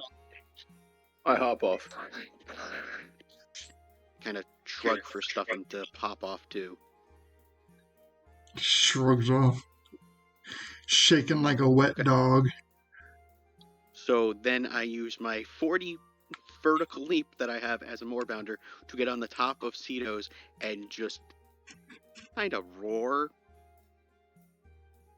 with frustration. Yeah. And then turn back I into Lido, am- open the top hatch, and just walk inside.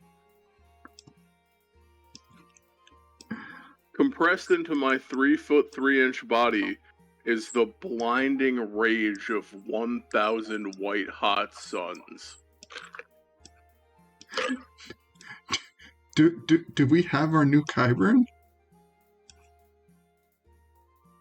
No, he's not good enough to be Kyburn. He's just cheating. I'm talking about the corruption, by the way.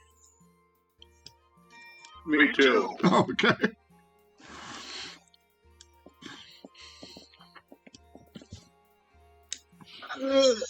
Hey, Deacon.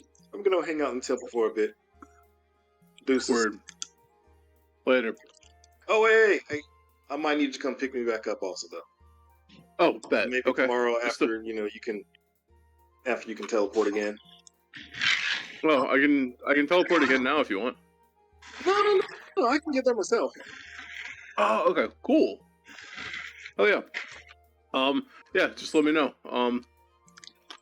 Yeah, just let me know what time and I'll come get you. Well, hang on. I'll wait a bit just in case. I know Lito's kind of going through some things at the moment, but I don't want to leave the temples alone too long. Feel that. True. Good call, man. Okay. I turn to sorry, Stuffin? Fluffin? So, Yeah, hey, y'all. You look really upset about this. Isn't it kind of good that we got away? It doesn't seem like that's a guy you don't want to mess with, huh? Yeah, kind of seems that way. Yeah, Goldilocks showing up was not my idea of a good time. Hey, Stuffin, you hungry? Yeah. I'm hungry. Yeah. Hey, there's this great spot over here that I really like going to, and they also have a buffet sometimes. What's a buffet? Well, it's basically where they just have lots of food out, and you can eat as much as you want. Well, you have to pay for it, of course, but then you pay that price, and you can eat as much as you want. Yeah, we call that mushroom circles where I come from. Oh, interesting. Okay, well, want to go have some mushroom circles? Yeah. I'm deadly tired. Oh my Want to join gosh, us? I'm Or deadly tired. are you going to check on Lito? I think I'll come with if you don't mind. All right, cool. Let's go. Nice.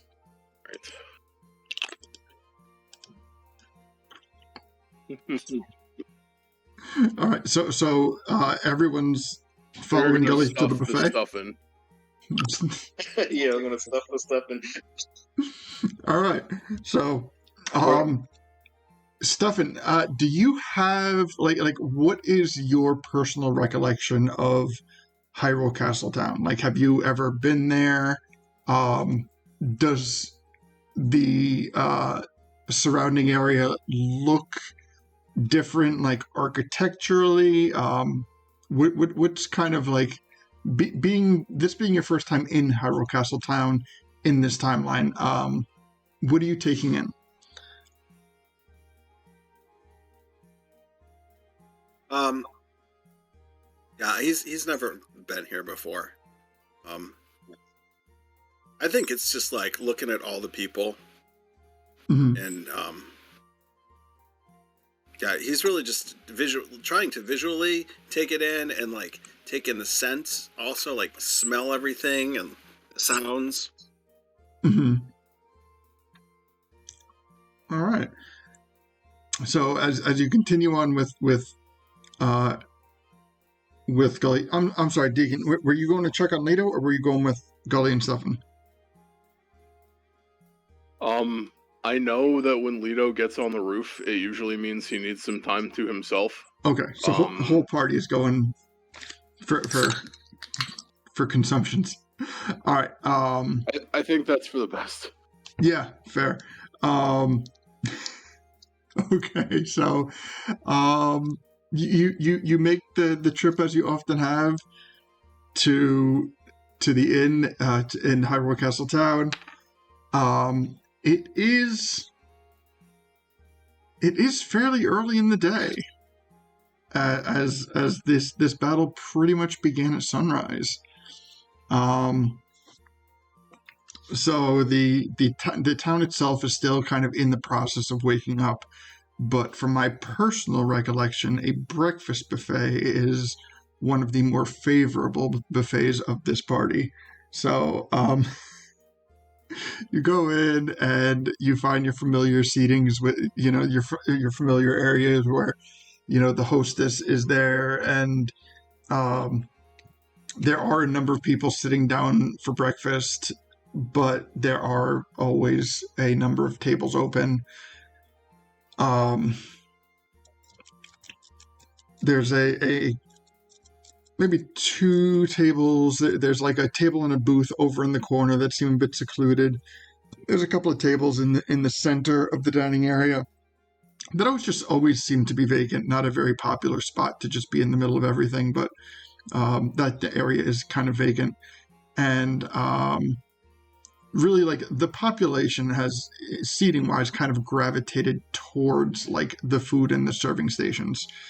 So is there anywhere specific that you guys are looking to settle into, or are you looking for any person there, or kind of what is going through your minds? No, just looking to sit down and talk about our next course of action.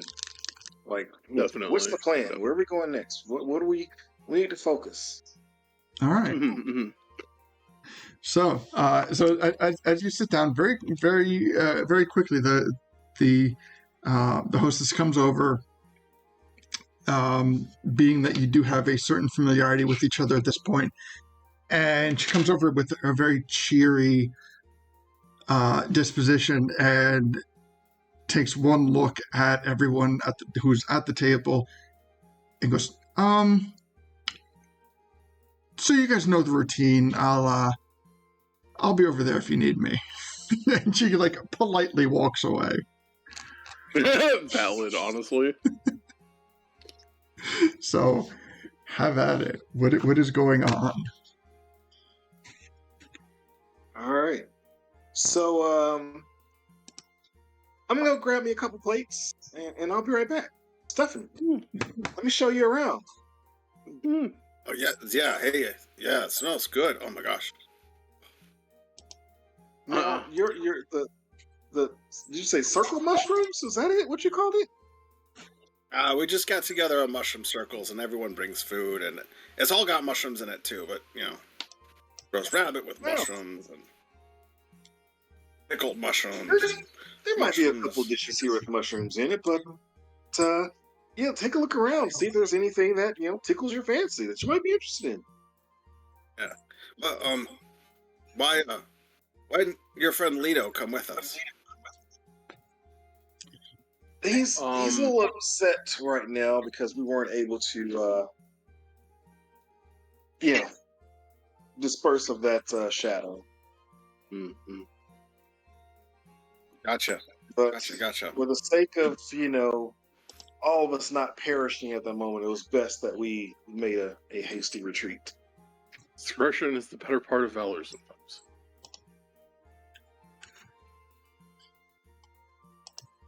Well, I'm gonna get some extra food while we're here, and maybe he'll want something to eat later. So I'm gonna grab him an extra plate. Okay, that's fair enough. Oh, they have strawberry cheese blintzes. Yes. Nice. Best I would like. breakfast buffet ever. I'm gonna be the typical like disgusting kid at a buffet, and I'm just gonna like take the maple syrup jar and just start drinking it. Oh, Deacon, no, don't do that. Wait a second. Is that cannibalism right there? Yes. I'm a cinnamon tree. The French toast is cannibalism. Jeez. This party.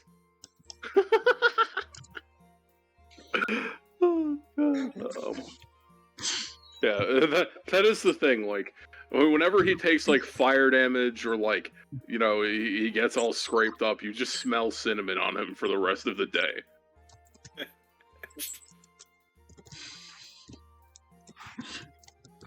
Hate We when need you to go take to, like, a fire hot damage, but bath it smells so someplace. nice afterwards. Thank you. Oh man, that would be fun. Hot spring episode. That's what we need. It's there. You will have to incorporate that at some point. God.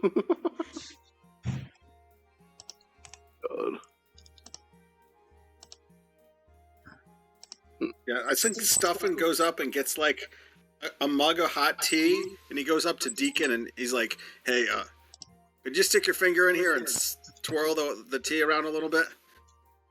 Sure, I do it without questioning it for even 1 single second. Yeah. Congratulations, you have Even cinnamon better. tea. Cinnamon tea. Nice. Add some milk in there. You got chai going. So Stuffin will come up with a plate that's like way too big for his size, just like overflowing with food. Oh God, you fit right I in. go for the cannibalism French toast. Oh my goodness, I can't watch this.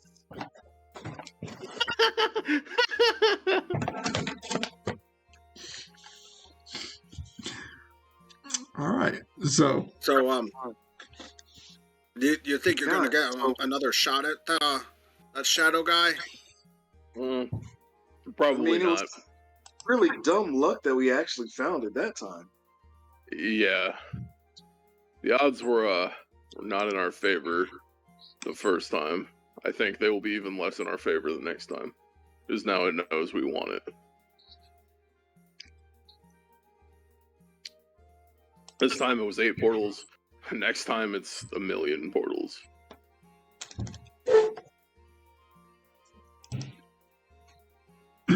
Oh gosh. So, what do we want to tackle from here? That's an excellent question. Yeah, I kind of have nothing. You know, we don't have any leads on any of the temples, really.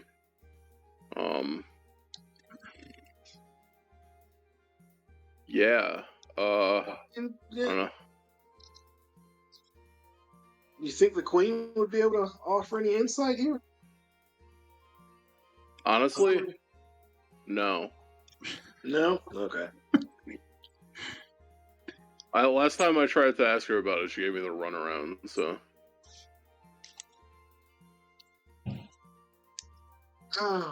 Well, She yeah. seems to expect that we have all of our shit figured out. I gotcha. Well, Afine, I know you've been wanting to, take out that ruffian underneath that scar on the earth. Maybe we should do that. Yeah, we could go do that. Yeah. It's like, yeah.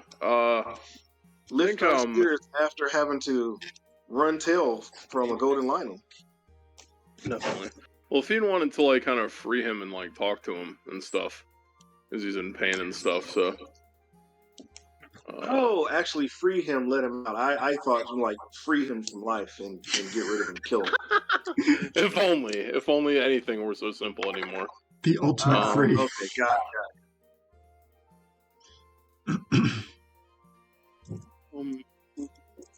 Yeah, I honestly, if we were gonna, I don't know. I think we'd have to like direct our forces at the Shadow Temple for a minute for that one. But that's the only thing I can think of, because you're gonna give him a home again after got taken over from whoever took it over and kicked him out. Well, I mean, yeah, we can venture to the Shadow Temple next then. That works. Yeah, I guess we should probably just go ask for some leads on like where it is and stuff. We would need some kind of lead on the phylactery though. Which I don't know that we have. It would have to be something, like probably another Zora. Oh wait, probably another like Hylian thing that we don't really know about. Wait a minute, I would say, shouldn't I be able to detect where the other temples are? Huh, that makes sense. Try.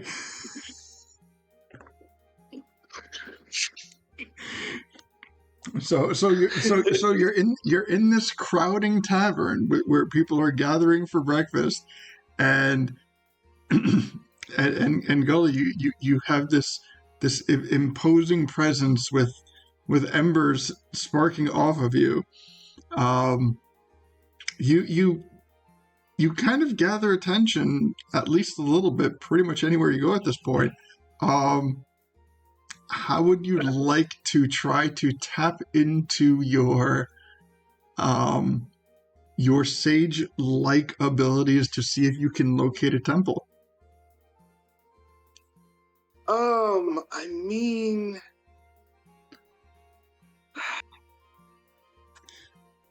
it feels like I would tap into like, I don't know, some nature somehow to detect like, I don't like the elements, or I don't want to say the elements, but like the energies that probably permeate between the different temples. Mm-hmm. Like there should be some kind of thread or something that I should be able to like, tap into or touch mentally. Okay. All right. You are. I see the direction you are going with this.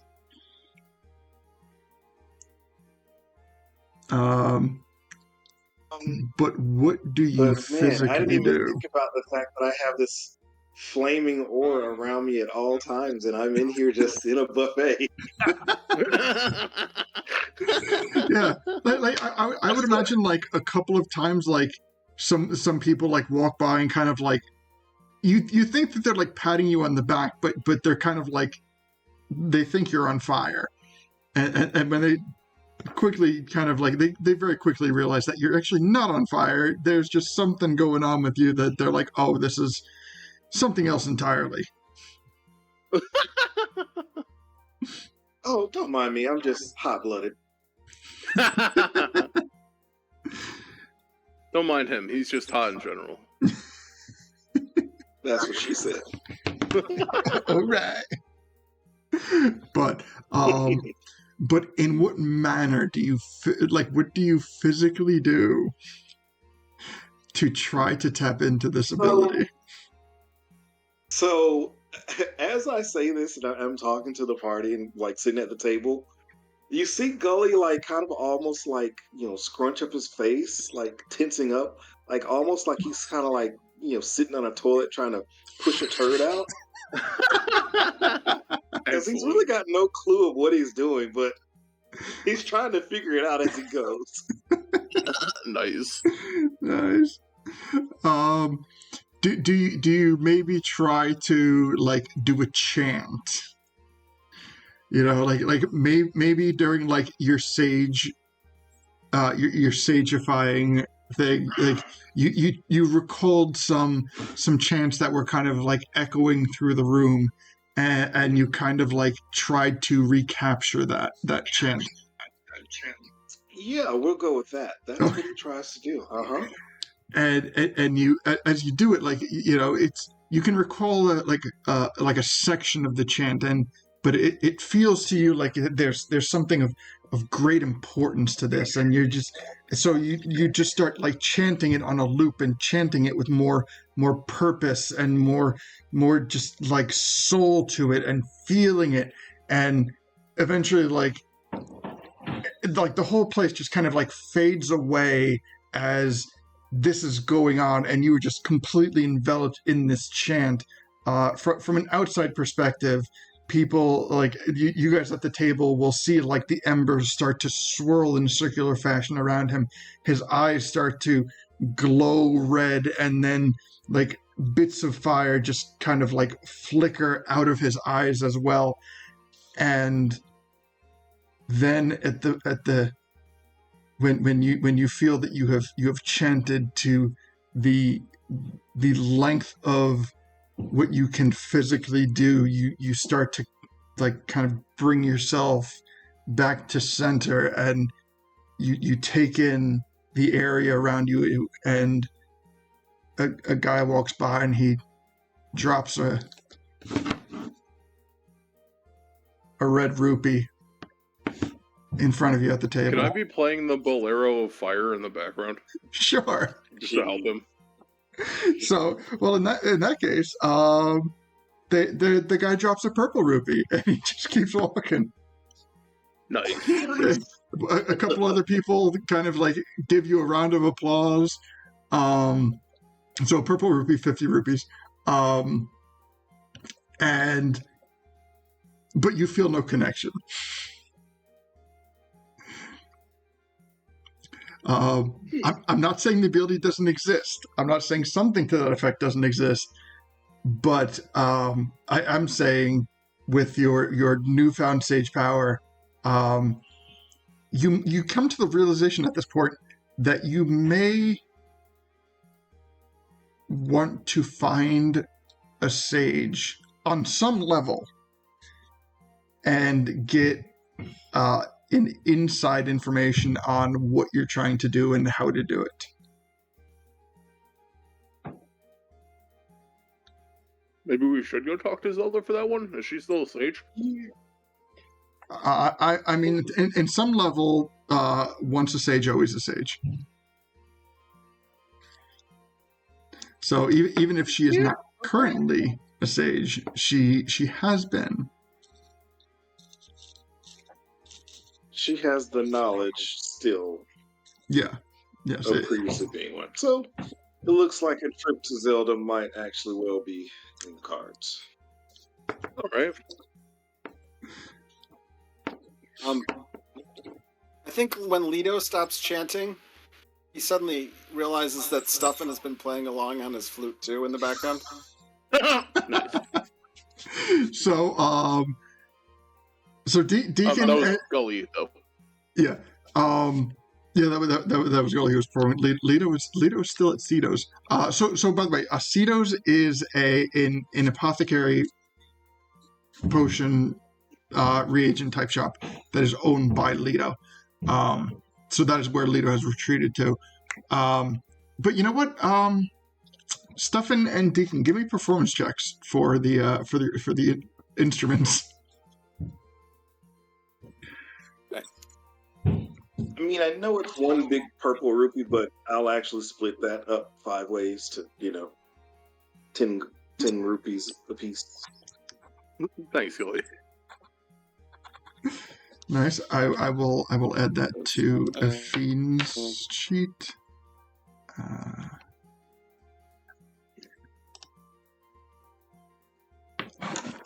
Where's Amatu again, by the way? Kakariko, that's right. Guru's house. That's right. All right. All right. That's for Affine. Affine's is added. And Oh, all right. So great performances all around. The rest of the patrons, most of the rest of the patrons, get the impression that given that, between the chanting and the flute and what was Deacon playing? The ocarina, right? Yeah. The ocarina, some people get the impression that you guys were hired entertainment that was maybe sitting down for a break to get something to eat before you started performing. So for the remainder of your time here, you're going to be getting side-eyed looks, but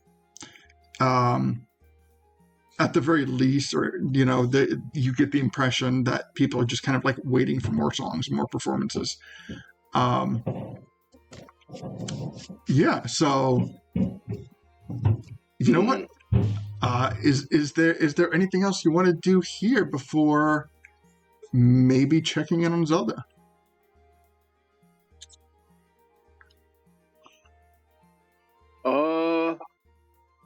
I want to play one more song. Okay. What do you want to play? I want to play the song in double time. Okay. Nice. Give me that performance. All right. Bill, you know this one, right? I do. We should jam. We should. I'll play it with you. Hell yeah. Although my performance is not good.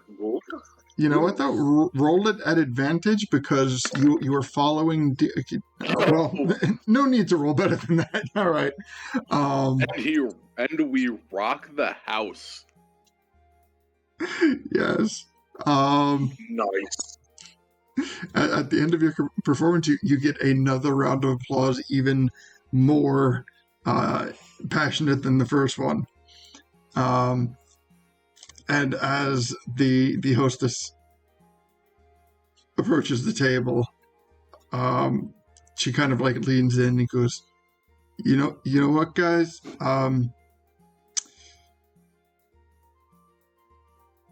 This one's on me. And she kind of takes the bill for the meal and just rips it up into a million pieces and tucks it in her pocket. Thank you. You're so awesome. That's why we like coming here so much. And I like having you guys here. Why I always forget her name. So do I.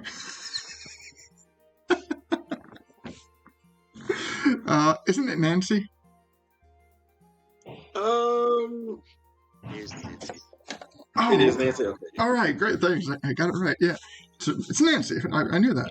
And she goes, yeah, you guys are always a welcome presence here. Thank you.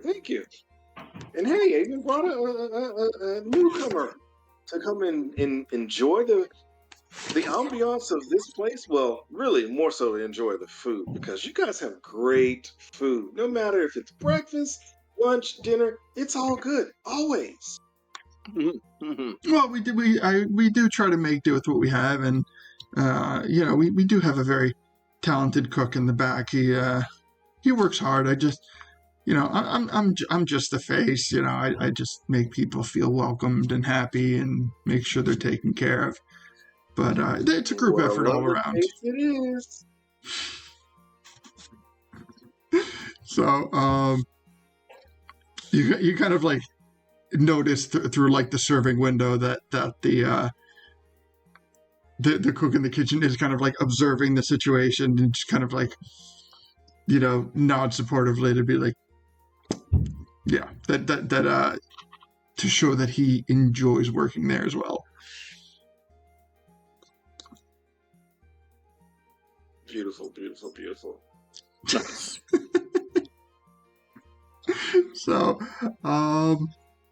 So next step, after you guys finish your meal and collect your tips for the performance, and what are you guys up to next?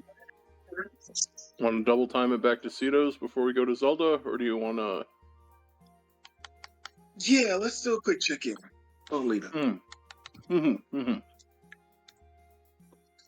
Stefan wants to ask you all a question, by the way. He's like really impressed with the music. He's like, Asia's, that was really good performance, I gotta say. Like, and the food was really good too. And I mean, honestly, I just don't know where I'm going. Like, I don't even know where I am. And I hang out with you guys for a while. Yeah, Sure. of course. Anyone who's like that. Nearly working getting with me. killed. It seemed like a good time. No, yeah. We're always happy to have new travelers with us. This is kind of like how we met Afine, except you were considerably more mobile at the time. She's been really quiet today.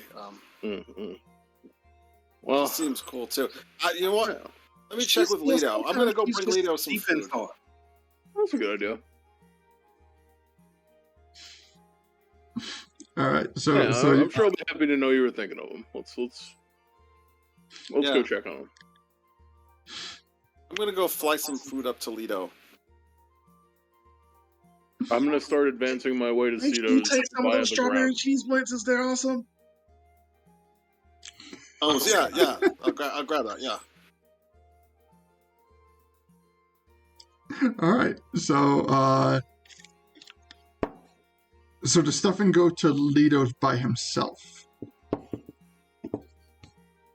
Or I think so. okay. Unless anyone else. Unless Um, Afina wants to fly with him. You know what? Yeah, I would say that Afine would probably go, especially like, That's true. you know, because like I imagine prob- she'd be concerned. She kind of knows it. yeah, she knows what's up with Lido, and she also doesn't want to, you know, she'd feel better if you weren't just mildly, you know, meandering about the town, like if you got lost or anything, like, you know, yeah, she would want to be helpful. So yeah, Afine would go. Definitely. Oh man, it's been a while since we've been to Cedars. What's the girl's name at Cedars again? Leo. What? Leo and Isaac. Leo and Isaac. Cleo and Isaac, thank you. Okay, all right, there we go. It's been a while since we've been there. All right, so I have to know my employees. I have to know them by name. it's very important. So let's see. Okay.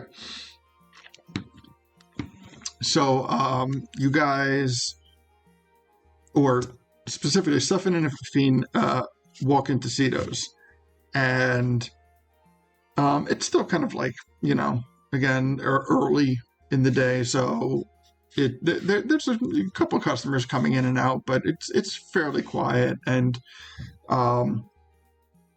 Chloe is kind of sitting there, attending to the customers and trying to, you know, simultaneously clean, make sure everything's in order, make sure everything is stocked.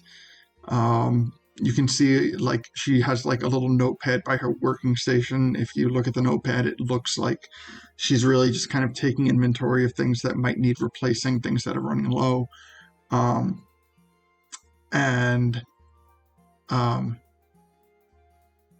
Oh fuck, what's his name again?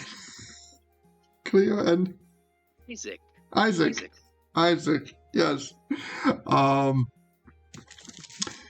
So I'm going to pause for a minute and point for you know, Stefan, because he is well aware of my affinity for joke names. So Isaac's full name is Isaac D. Snuts. Yeah. That being said, Oh, okay. so, but yes, just Isaac for short is appropriate. So you walk in and you can see, you know, the other gentleman working there, that Afine points out to you is Isaac. He is off in what is his usual spot. He's the person who is pretty much in charge of like making the inventory, putting together the reagents, making the potions, managing the flora in Lito's absence. So, that's kind of like the dynamic of the shop. You walk in, there's a counter, there's lots of things available for purchase. There is steps going upstairs, and I believe it's somewhere behind the counter. There is almost like a not a trap door, but like a hatch door. On the map. Oh, would you put it on Discord? No, you have the map. Where do I have it? One that I made. Did I upload Share it? a map of Cedos. If not, I can send it to you again. Is it a? As far as I know, because we've been to Cedos a couple Okay. different times inside. It's probably in my messages. Hold on, because since we're not broadcasting video, I can look it up. You know what? Let me know, because I can always send it to you. Yeah, you know what? Copy and paste it to me, because I have a lot of stuff in here. No problem. Give me a couple of seconds, and I will do that for you. Yeah. Or actually, if you want to just post it in Cataclysm chat, that would probably be more convenient.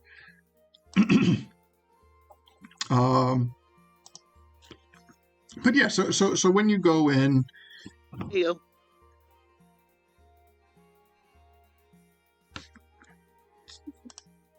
it's in there. It's in Cataclysm chat. All right. Cataclysm chat, and we can. Okay. Oh yeah, I remember seeing that. It's not as pretty as yours, but it's still what I created, and I'm proud of it. Damn it! You should be. Absolutely. You should be. Abso-freaking-lutely.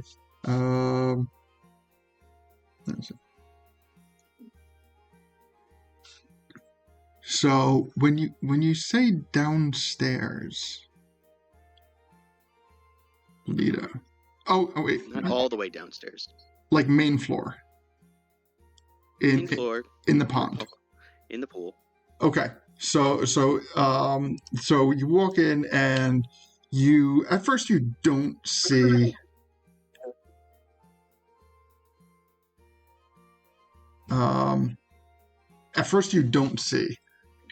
Lito. You see Chloe and you see Isaac. But what you do see is in his pond, you see a red-shelled turtle that appears to be sleeping in the pond. So, stuff in that would, I would imagine that would strike you as like, a little bit weird, but probably before you can even come to the conclusion, Afine does point out that is most likely Lito. Oh, he's a turtle, huh? Well, Lito can be many things. Right now he appears to be a turtle. Yeah, I had a friend that was a turtle. We used to play games, and I'd jump on his back over and over and over and over again. Never get hurt. He'd just bounce around for a while. I do not think that Lito would want to play that game. I think you're right.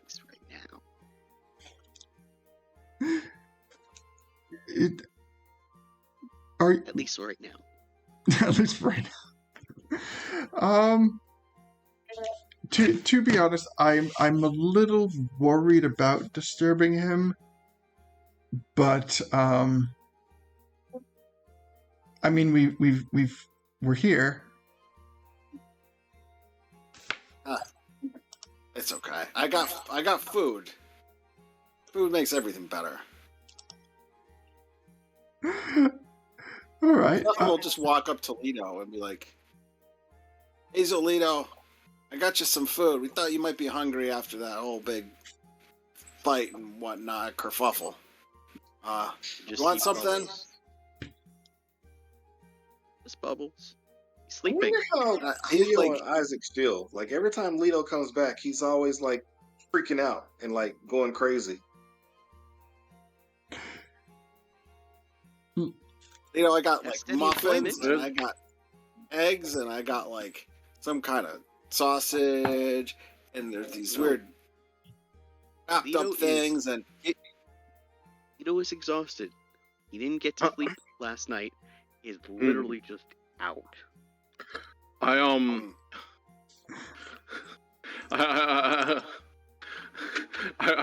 playfully whisper to Gully. It's like, so, you think he'll die? You think Lito's gonna kill him? You think this is gonna be one of those? Wait. You just God, I hope not, but he might. He just may. feel like we might have sent him into a death trap. At least the Fiend's there. Fiend usually bonk him on the head. That'll do the trick. He Yeah. might still be dead first, but still. Yeah. So, I mean, seeing the bubbles and seeing how unresponsive Lito is, Fiend does chime in. Edge, it's like, we could just leave the food with Chloe, and when Lito wakes up, he'll most likely be hungry. So, why don't we do that, and we'll rejoin. stuff that is like pulling food out of like bags and out of pockets and just piling it all up on the table. At one point, he accidentally drops a muffin in the pool of water. He's like, "Oh, I'm so sorry," and he grabs it again and like looks at it, and it's all dripping wet, and he just like leaves it on the table. Not the stuffing muffin. I'll see you soon. Muffin. Joke. That stuffing muffin definitely needs some fluffing. You're making fun of my name. Who's making fun? The Safine making fun of my name. No. Stuff and fluff. It looks like it is deflated because of the wetness. It needs some fluffing. And it is a muffin. And it came from you. So the stuffing muffin needs some fluffing. But we'll make that Chloe's problem. In that case, I'll try to fluff it up again, I guess. I'm gonna I use prestidigitation to set the thing on fire and get it to dry out or something.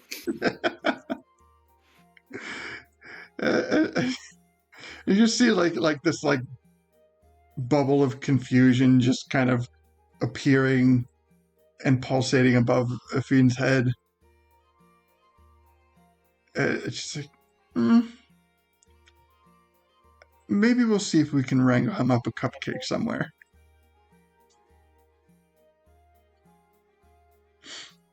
I think that's a good idea. We'll do. He's enough food for him. He'll be okay. Yeah. We'll come back and check on him, but he needs sleep. It's been a long day for him. So yeah, let's go find Gully and Deacon. So yes, as an aside for everyone, just to repoint out, prior to the events that have been happening with the portals and the battle, Leto did stay awake for the entire time, extending his sleep an extra 5 hours. It was, I believe. Oof, that's true. Damn. Yeah. So Gully does too. Yes, but feel the same way too. Oh yeah. Gully does, but Gully has a ridiculous constitution. I'm still trying to figure out if Gully needs to sleep at all, but he likes it. So, Actually, because the sage, he actually has advantage on Constitution saves when it comes to like oh gosh, you know what I'm trying to say? Exhaustion. Exhaustion? There we go. Yes. Yeah. Exhaustion. Gully was the real coffee lock we met along the way. so I'm trying to think. Well, I mean, we're not that far off. Like, looking at the location of the map that we were in, we don't. It doesn't even matter because we teleported here.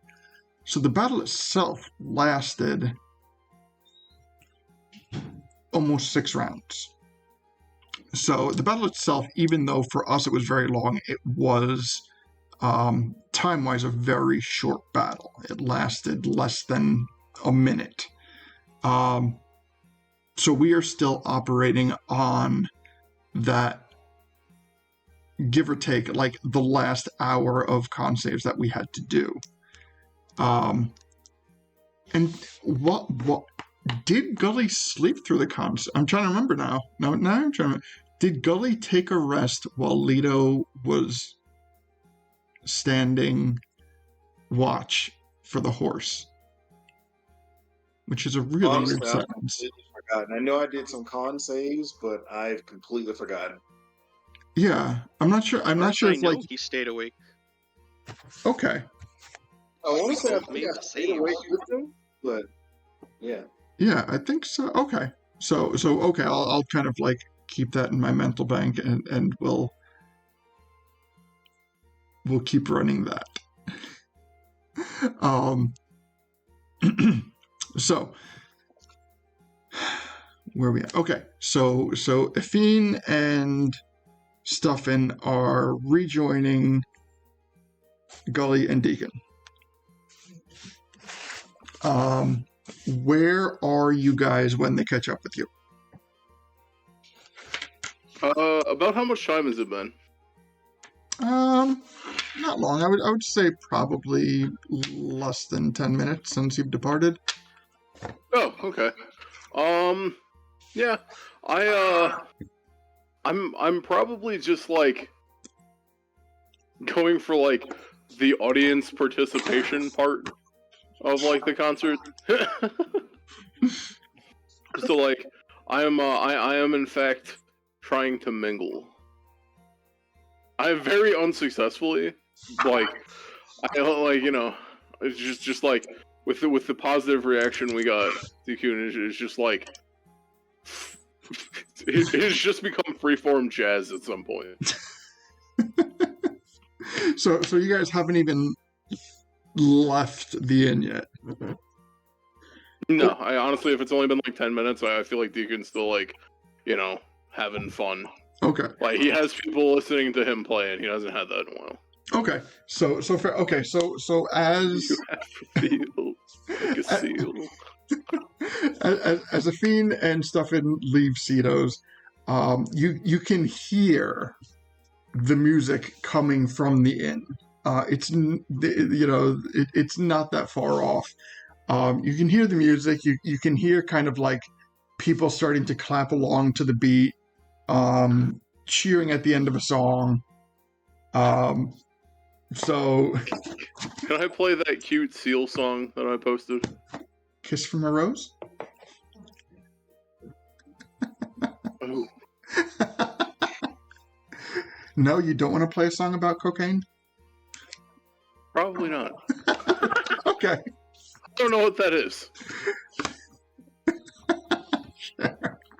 All right. But yeah, you know what? I would say like within that 10-minute frame, you could play a number of songs. Nice.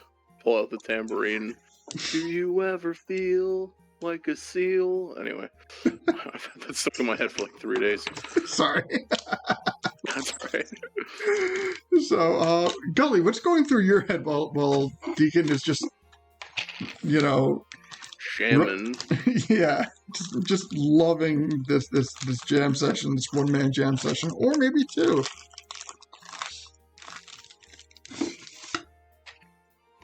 I'll try and help him out with this jam session. All right, you're digging on Thanks, it. You're bro. being part of it. Appreciate you, man. Yeah. I mean, the Song of Rest went so well previously. I just, he's got an extra little boost of confidence now. I mean, not Song of Rest. Hell yeah. Song of Hell yeah. Double Time. Song of Double Time. Yeah, that was good. All right. So while you guys are playing this instrument, I am going to point out that that somebody else joins in your jam session and tries to play along with you. Ooh. They appear to be an unfamiliar Hylian male whom you most likely haven't seen before. Not like I'm saying, like it's not Bradford, it's not Belfleur, it's not any of like the NPCs that we've established, and they have with them a bass guitar made out of fishbone. Oh. Ouch. What ouch? I remember that dude from Majora's Mask. Oh, okay, yeah. I've seen with Yes. Zoro, but still. Very much like the bass guitar in Majora's Mask of the guy who's like playing that, like same that was cool. design. Yeah. Nice. Metal. But again, highly male. Fair.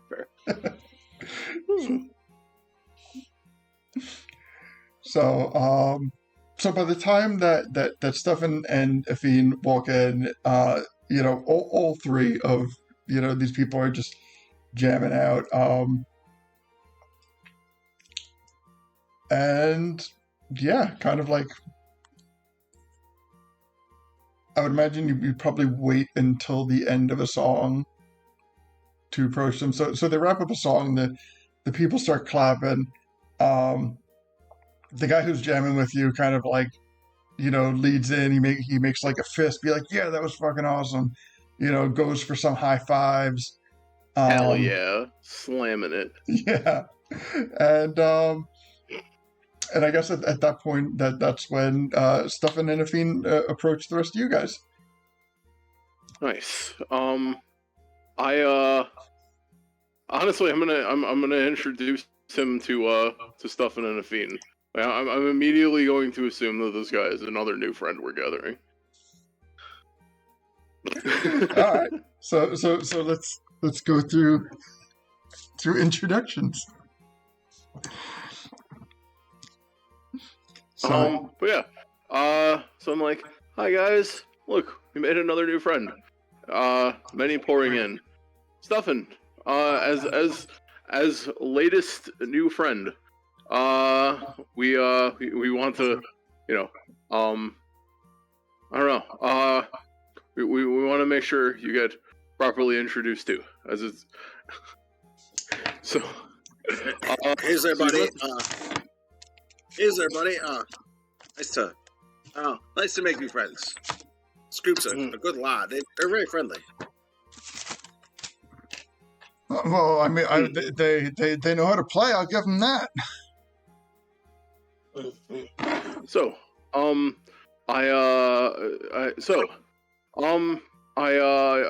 turn to Stefan and I go, so, actually, that brings a very important question. How long you been out and about, Stefan?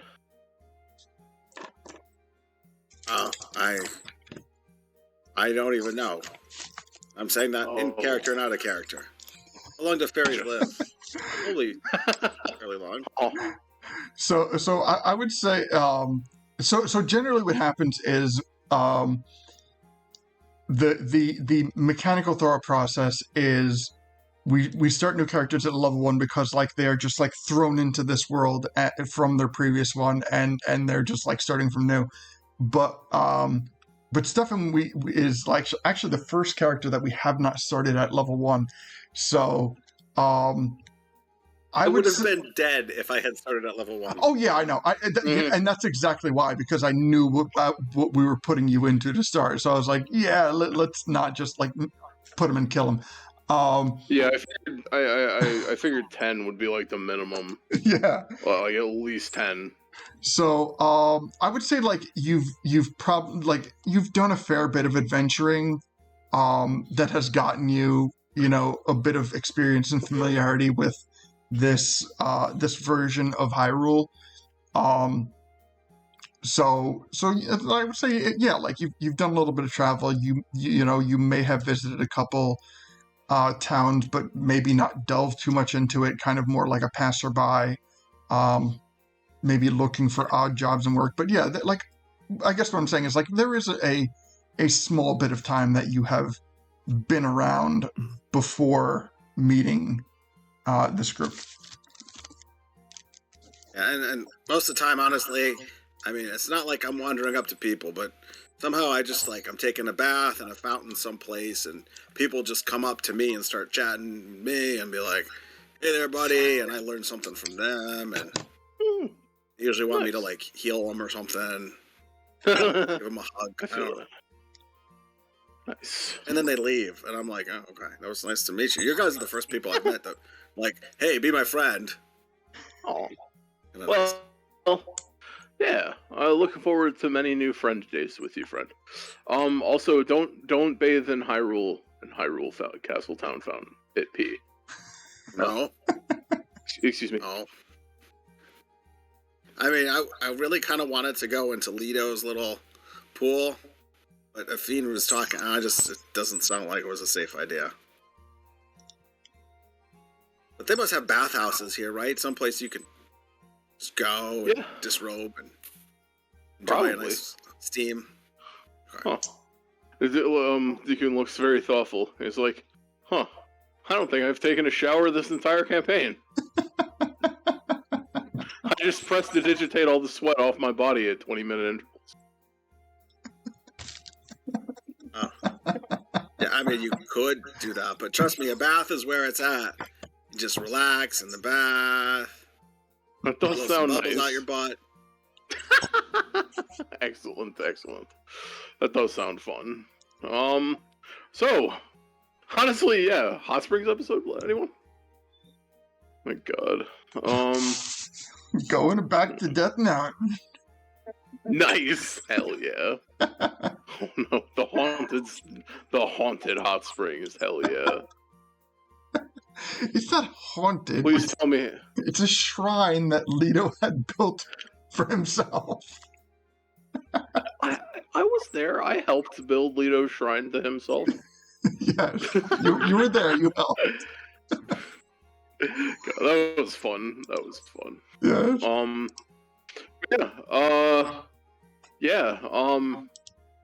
So like a shower would be a nice thing after that. But aside from that, yeah. I guess I'd like to ask him if he'd like to, Stuffin, did you want to meet Queen Zelda? We have to go talk to her at some point today. Oh yeah. Is she like a cool with you? Like, I'm the queen. I like to like hang out with common people, or is she like a kind of hoity-toity, uppity, like I'm better than you kind of queen? Somewhere in the middle of those two things. Okay. She definitely wants what she wants when she wants it, and but at the same time, she's been, she's made us kind of like emissaries of a sort in the past. So, we've got we're privileged. I'll put it that way. But like, also, she accepts other people that we bring to her. So it's kind of like a little bit of both, if that makes sense.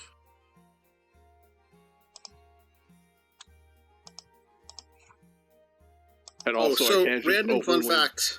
Oh, sorry. Oh.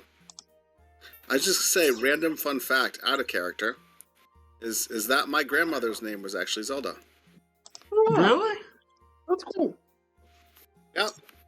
That's awesome. That's awesome. Yeah.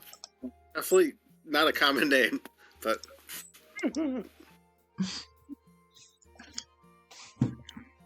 Well, I would How imagine about that? she's... Robin Williams met a named dental- his daughter Zelda. That's amazing. That's just for playing the game. He liked the name. Like if she was a girl, her name would have been Link. It's like if she was awesome. A boy, she would have been Link. Boy. I actually follow Zelda Williams on Instagram.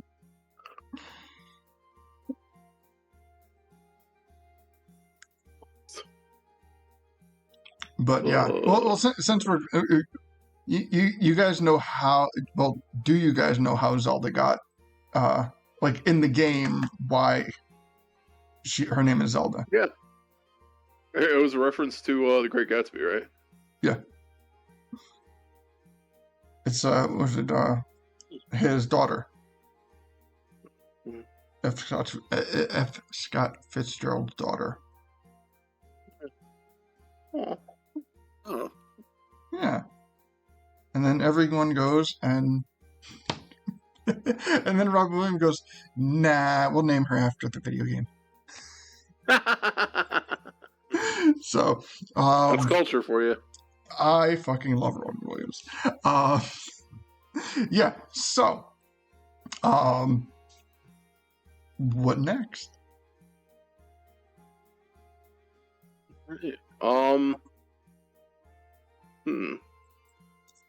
So, I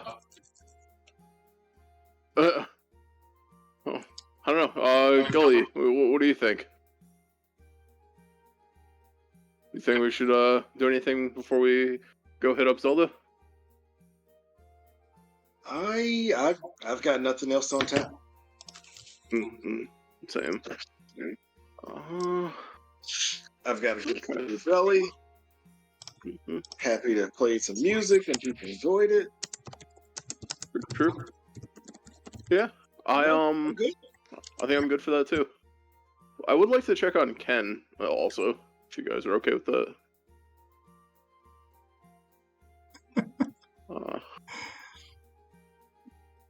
Okay. So no opposition for me. Nice. Yeah, let's make our way to the castle. Okay. So you depart from your bass playing friend and bye. Come find us again sometime. Bye. I'm sure I will.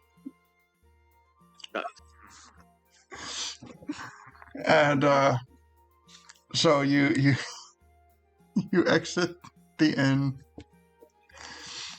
and you make your way to. So you're going to go see Ken, or you're going to go see Zelda? I'd like to see Ken first. Okay. All right. So you travel over to the armory. Yeah. Okay. So you travel across town to Deacon's armory. No, I was going to the Royal Armory. Isn't that where he's working now? No, remember you got him some PTO. Oh, okay. Then yeah, let's swing by the armory. I knew I got him paid time off. I didn't know he was working the armory. I thought we were just leaving that be. No, he what was it? His son came to step in for him. Yeah. Okay, I didn't know they were like switching places. I thought he was just taking like straight time off. No, that's cool though. I like that. Well, I mean, you've never been to Ken's house. We've never even established Ken's house. That's true. So the armory would be the most likely place you would imagine you would find him. That's a good point. I didn't think about it that way, but yes, you were right. So you walk into Deacon's armory. We haven't been there in a while, so I'm just going to do a little recap on that. Ken is the royal blacksmith. He and Deacon have gone into business together. Sorry. That was my pillow, sorry. That was a pillow? Yes. Oh my god. I sat on it. I thought that was a woman screaming. I mean... I imagine that would happen if I did that. Yes. I mean, logically consistent. You know what helps me sleeping at night? Pillows that scream like women.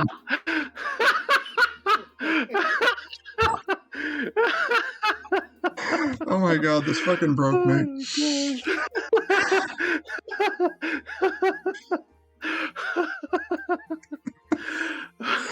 Oh fuck. All right. So it's not the sound of crying children, but it's God. You know what? I'm counting My on you. favorite sound's a tie between exploding buildings and crying children. Yes. Oh. Wow. I believe you are the first person in my life to reference Dr. Awkward outside of me. Oh, God. Fucking classic. I love it. Yeah. Okay. Okay. So as you start walking to Deacon's Armory, you hear a woman screaming from inside the store, and you rush to go in there. And in there you find Ken's brother Kevin standing on top of the counter, screaming at the high-pitched top of his lungs as there is a small mouse in the corner of the store. Excellent. And as you walk in, you can see from behind, from the rear of the store, the screaming has awoken Ken, and he looks a little groggy, a little kind of like he was enjoying his sleep, but he comes out and with just like this staring daggers at his brother, walks over to the mouse, picks it up. It was just a dirty rag. There was no mouse. He proceeds to throw the rag at his brother, tells him to get the hell out. Then he turns and notices you guys and goes, "Oh, Hi. hello everybody, welcome. I'm sorry you had to bear witness to that." It's okay. It's okay. Wanted to come check on you. It's been a while since we see each other. How are you?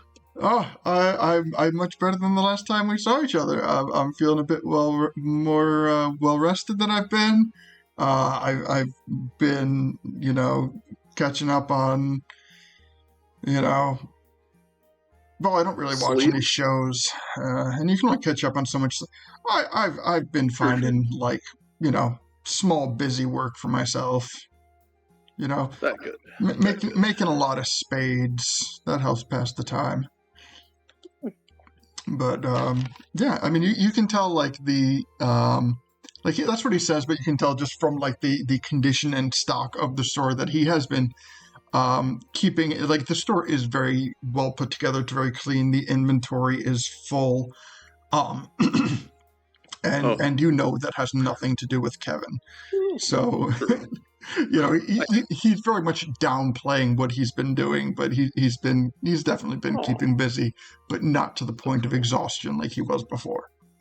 Nice. I reach in, like I instinctively go for a hug, but then I go for a handshake because I point out to him that I'm glad he could recognize me with the new leaves.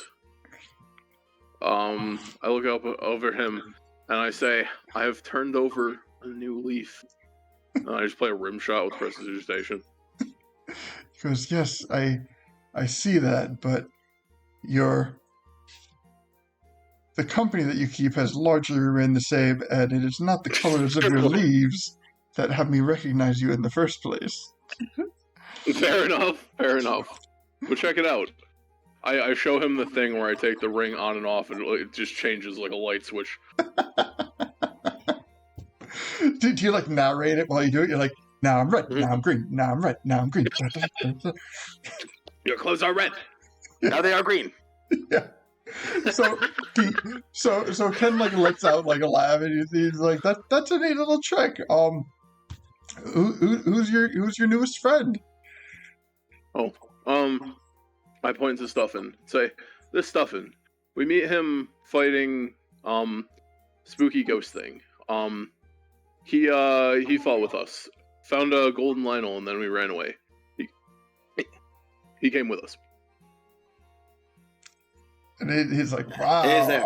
Thanks for having me in your shop. Well, I mean, any friend of these guys is a friend of mine. But what? I hope is Leto okay? Oh, he's sleeping. Okay. Okay. I don't know why I whispered that. So now that I know Leto's okay, and I have met your new friend Stefan, let's take a little circle back a second. A golden Lionel, you say? Yep, middle of Hyrule Field. Like from the stories. Yes. It's real. Yes. Well, I wouldn't call it real, but it's not real. There have been these, I explained to him the portal situation, and then I explained to him, like, the situation where we got, quote-unquote ambushed by a bunch of those portals at once. And then, yeah, it came out of one of them, and, we could not make it go away. Well, I am familiar with the portal situation. I mean, that's why I was, that's why Zelda and Kato were in such arms about the arms. Yeah, because like we knew that there was a situation with portals where enemies were coming through, but we didn't know how many portals could pop up at once. We didn't know who was coming through, and now you're telling me that a lot of portals can pop up at once, and they can spawn mythological creatures like a golden Lionel. Hadn't thought of it that way, but yes. We should probably go tell Zelda about this, huh? I think your time off just ended. What's that? I said, sorry, Ken, I think your time off just ended. Yeah, I'm thinking I should go check on my son and see if he needs a hand. That's a good plan. All right, yes. All right, so So he finds Kevin again, and he starts to ask him to like look after the shop, and he goes, better yet, and he walks back to the door and like flips the sign to closed, and he goes, and he turns to you and he goes, it's probably better this way. I know, it's actually. So you all collectively, unless you want to stop off anywhere, which honestly at this point, Ken would probably join you. Like wherever you want to go, he is temporarily joining your party. Is there anywhere else you want to stop before heading into Hyrule Castle? Should I get Leto? Leto, do you want to come along for this? You can try and wake him up. Okay, I'm not doing that. Recommended. Yeah, I'm not doing that. Okay. All right, let's go. Okay. You know what? At this point, Gully, you're feeling a little sluggish. Give me a con save. I believe we're at a DC 16. All right.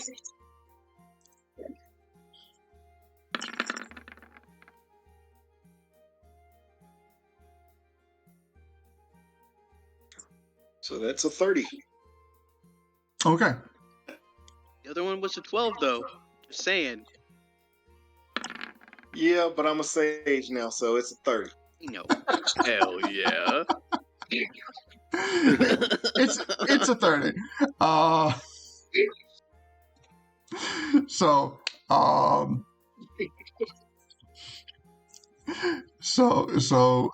Okay, so we'll take your one advantage per day at 30.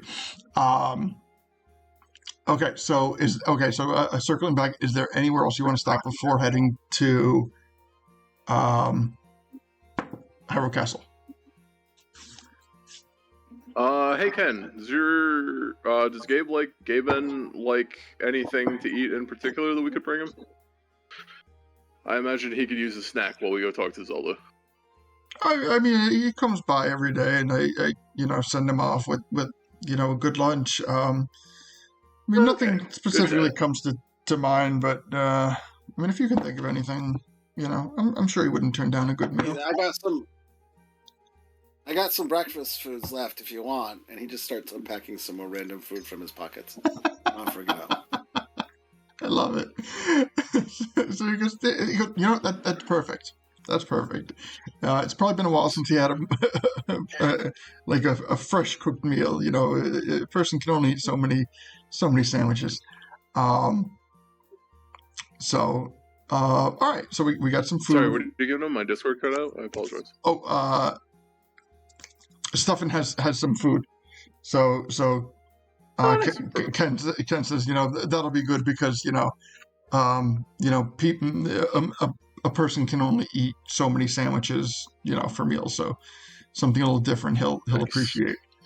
Thanks, Stuffin. So, all right. So, my roll is a 12. I read the ability wrong. It's to go without food, water, or prevent disease. So my roll is a 12. Okay, so are we taking the 12? I can give you an inspiration if you want. We did. Do I have an inspiration? Yeah. Well, I could give you one. I mean, we just took what is equivalently a short rest eating, so I should get mine back. Okay, so yeah, you roll the D12. Yeah, I mean, you've pretty much spent an hour here doing non-strenuous activity. So it's a D12? You gotta roll That's nice. At least a 4. Okay. Yay! All right. It's a 20 now. You'll love to see it. There we go. Perfect. Yes. So the Go to sleep, son. Decent game. But I will say with that, like, you are now reminded of the fact that you haven't slept. like so much has been going on. Like the adrenaline has been pumping between like the battle and the performances and the feasting and now that like everything is starting to calm down and we're ready to kind of take a stroll over to Hyrule Castle, you're like, crap, I haven't slept. So it's not affecting you yet, but it is kind of like in the back of your mind that you kind of like need to do something at some point. But that doesn't sound like a problem for right now, Gully. That sounds like a problem for future Gully. Interesting. Unless you want to do something.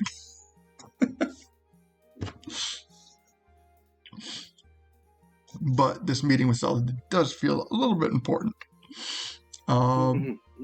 Especially since she has sage information that she may or may not have for you. Sage advice. I love it. All right, so you travel along with the party without Leto, but with Ken, and make your way into Hyrule Castle. You are traveling, as a guest of a castle employee, so the guards, even though they are familiar with you, they do have protocol, but being with Ken, they don't really give you a second look. I mean, maybe a second look because your party is a little different, but not enough to stop because, reasons. And so once you get into the beginning part of the castle, Ken says, listen, I'm going to go my way. I'm going to go check on my son, give him a hand, get this ball rolling a little bit more heavier on these weapons and armor. And I appreciate the tip on the Lionel. Absolutely, Ken. Absolutely. Tell Gaben I wish him the best. Absolutely. I will pass that along. He'll be happy to hear it. Thanks. I'm sure he's doing a great job out there. I look forward to seeing his work. Oh, as he starts right, turns around and he goes, "Oh, I'm sorry. Stuffin, you got some stuff for him? For Gabe? Oh, the food? Yeah. Yeah. I start. Yeah. I'm just gonna pull it out and just ignore that. He pulls off like what looks like a chest hair that got onto some salad or something. Yeah. It's great. It's so good. And the music at this place, they called it a buffet. And yeah. I mean, did you know that like? It just Dacom is just amazing. He's like an amazing musician, but everyone here is like, oh my gosh, it was a party. Thank you. And he kind of like accepts the food and kind of gives it like a really quick glance, looking for any maybe other potential hairs on the food. And he goes, "Yeah. Oh, it's really good. I can see it's really good. Trust me." I've been keeping it warm, and he just takes a bite and like starts chewing. I'm like, it's so good. And Ken's like, yes, yes. I mean, I'm not judging, but I mean, I'm kind of getting like that out of town kind of vibe from you, and that's cool. That's really cool. But you know what? If Listen, you can trust fairies. Fairies are like the most trustworthy people in the world. Like, you know that, right? I've never met a fairy, honestly. Oh, you've never gone out in the wilderness and been like, oh, I see a little fountain up there. There's got to be a fairy, and you go up to the fairy, and the fairy's like, oh, can I help you? And I can make you feel better, and I can give you food. And I mean, people are always coming and asking me for stuff, and I'm good at giving stuff. Oh, I've only seen small fairies, and like little tiny ones. I've never met one of your particular size. Yeah, but I used to be smaller, but I have a good appetite, so. Well, if you're here for good food, you're in the right place. Hyrule Castle Town is the hub of many things, and that includes good music, good fun, and good people, and good food. So he kind of like accepts the warm, slightly hairy piece of food, and he's like, removed. Come on. Yeah. He's like, I'll give this to my son. Thank you. I appreciate it genuinely. But yeah, I'm gonna go check on him, and really good luck to you guys, and please spare no detail to the Queen about what you've heard, because yeah, that's important information. Gotcha. Okay. So Ken departs from the party, and you have the corridor that that will eventually take you to the royal throne room.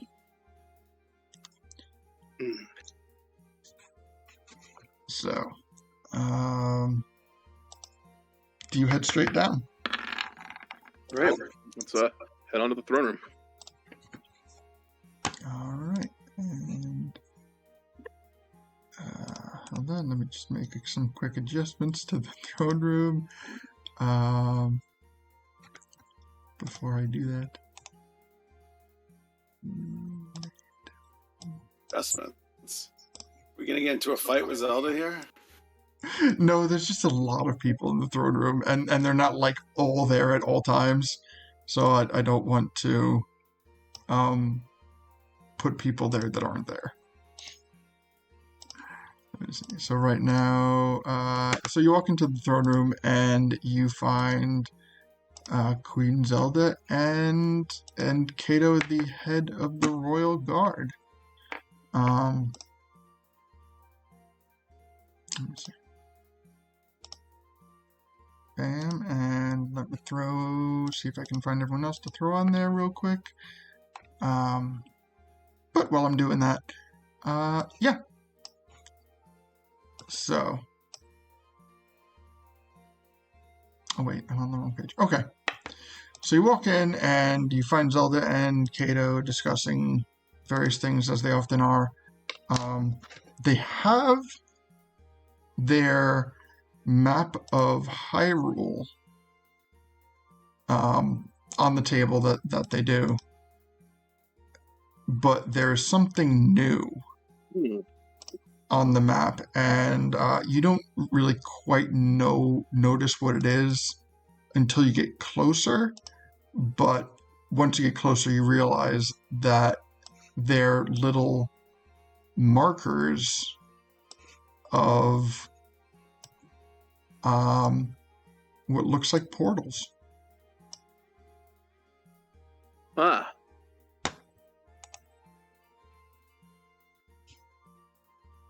So they see you coming in, and yeah, they welcome you. And what would you like to do? I walk in and cheerfully go, "Hey guys, terrible news."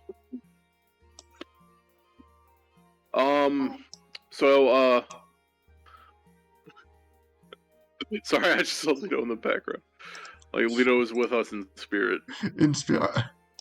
Well, he's not. So I'm gonna go put him on the GM layer, but I still need him there. No, fair. I'm just sorry. But yeah. So I'll approach, but yeah, approach like the center of the room. And I will say, there's been some developments as the temples have become unsealed once again.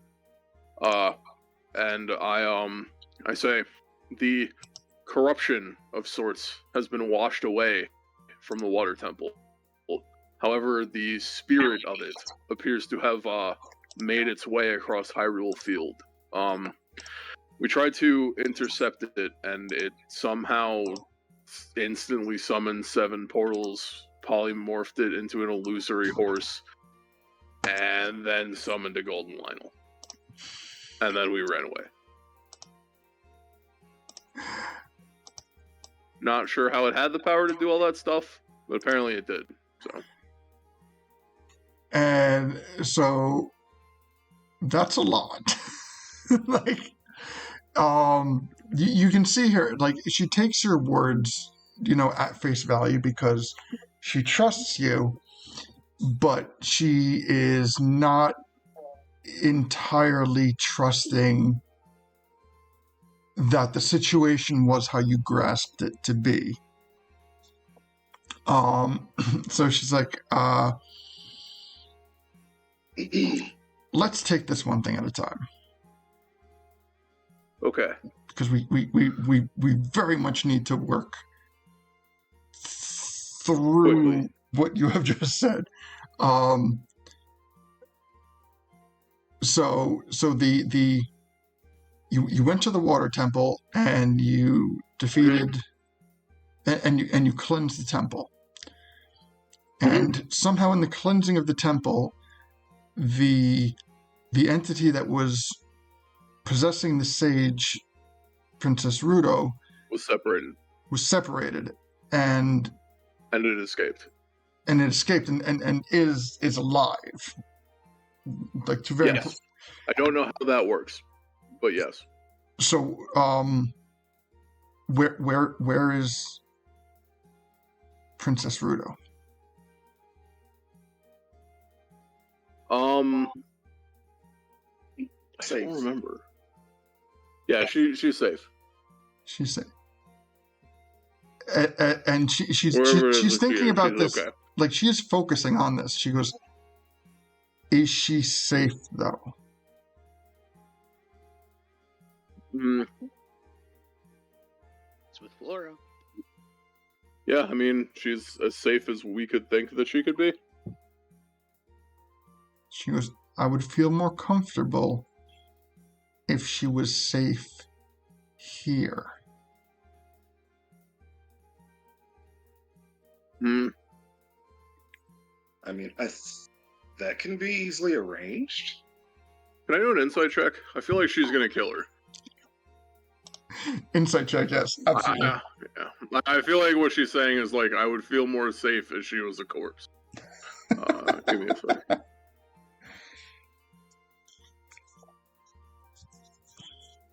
$16.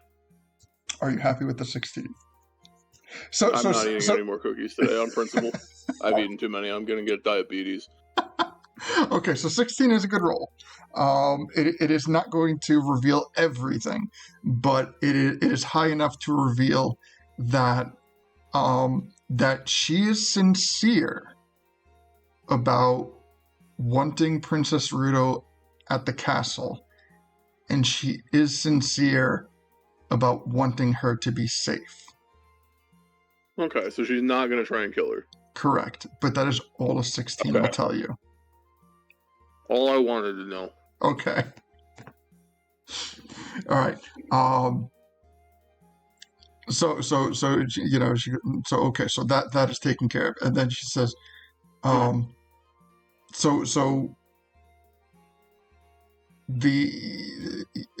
it sounds like you're telling me things about these portals that I did not completely know were true. So let's take these portal things one at a time, because every portal encounter that we have known and faced has been 1, 2, 3 tops. How many portals were? 8. 8. And they were all summoned instantaneously around us by Ganon's by this corruption spirit. See, that's where the breakdown happens. There is no way. There's no possible way that a defeated, weakened, and ultimately hostless corruption would have the power to do that. We waited in Hyrule. We intercepted its path.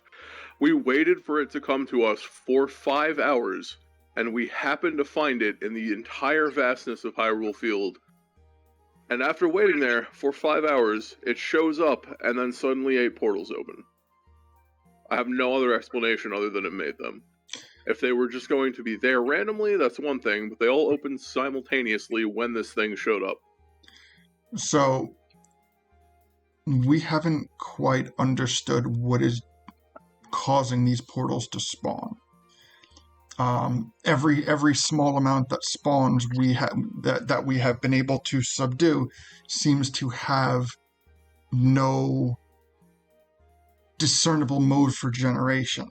There haven't been any enemies found to generate these portals. They, from our point of view, seem to be spawning sporadically, randomly. But but what you're explaining, it shows to me that there seems to, that maybe it's not random, and there is something outside of that corruption, or something that resides outside of Hyrule Field that is causing these portals to generate. Very possible, but we also saw it physically open a portal to try and escape from us multiple times. That looked identical but different in color, as I assume because it was personal.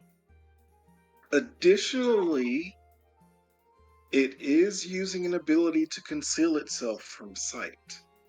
That's a good one. Forgot about that. So there's a possibility that something that we cannot see is causing these portals to generate. That makes sense. Correct. Well, I'll be honest and I'll be frank. And Kato goes, well, then I'll be interested. Don't. Just don't. I have been under the belief, and again, we have no evidence right now to suggest that this is accurate or anything otherwise, but we feel that these portals are being generated from an extra-dimensional plane as a way to come in, for things to come in. One of the consistent reports that we've received is that these portals are capable of being destroyed. We've learned that these portals, the ones that we usually run into, are reddish, purplish, red, but mostly reddish. But these portals seem to be functioning one way, where things can only come out of it. None of our soldiers have been able to go into the portal. But you're telling me that there was that he was able to generate another portal. A golden portal. A golden yellow portal that he was trying to escape into. Did anything come out of it? No. So he generated a similar but different portal that you actually saw him generate. But nothing could come out of it, but you saw him go into it. Did not technically see him go into it, but I knew that's what he was trying to do. It was like clear as he was like trying to get into it. We didn't make it that far. We kept closing it on him. Okay. So I don't think he generated those other portals. But I think that if they can generate more than 3 portals at a time now, that whatever is generating these portals is becoming stronger. And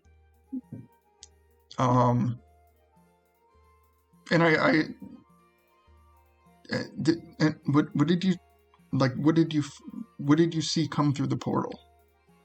Like I know you told me, but I mean you were talking so fast and I was trying to take as much as I could in. Like every portal that we've run into seems to be like low level, but like you know, almost harmless bokoblins, an occasional Lionel, but absolutely not that. Yeah, we saw 2 blue Lionels, some Moblin type stuff, another adventurer that some seem to recognize from a long time ago, a silver Lionel, and then a golden Lionel. No. Yes.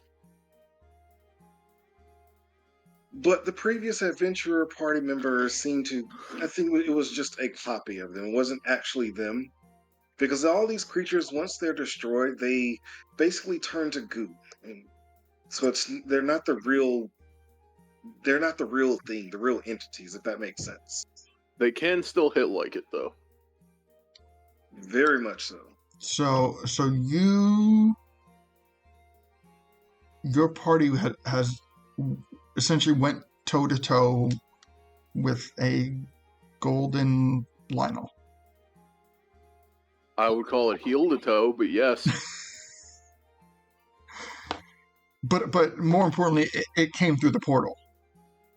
Yes. Unquestionably. It almost killed us. Athene barely escaped with her life. Gully got hit. It was not a good time.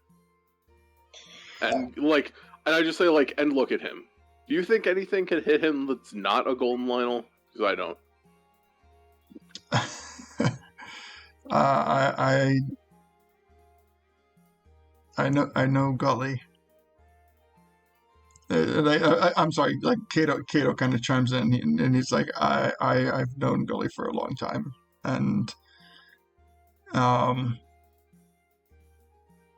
yeah, he is a truly capable soldier. Hey, you didn't notice anything different about me? Yes, yeah. Every time you guys come here, there's something different about you. But I thought we had a more pressing conversation at hand. Okay. Later. All right, I'm sorry. and I mean, we can get to this. We're like, I'm sure that this was important, and I'm very interested in it. But I mean, I have like the armory working full tilt. I have soldiers, doing runs around, Hyrule Field, and now we're getting word that these portals are spawning much more dangerous creatures than they were spawning just a very short time ago. Can I triangulate the area? Can I triangulate the area that we were in, roughly, on the map?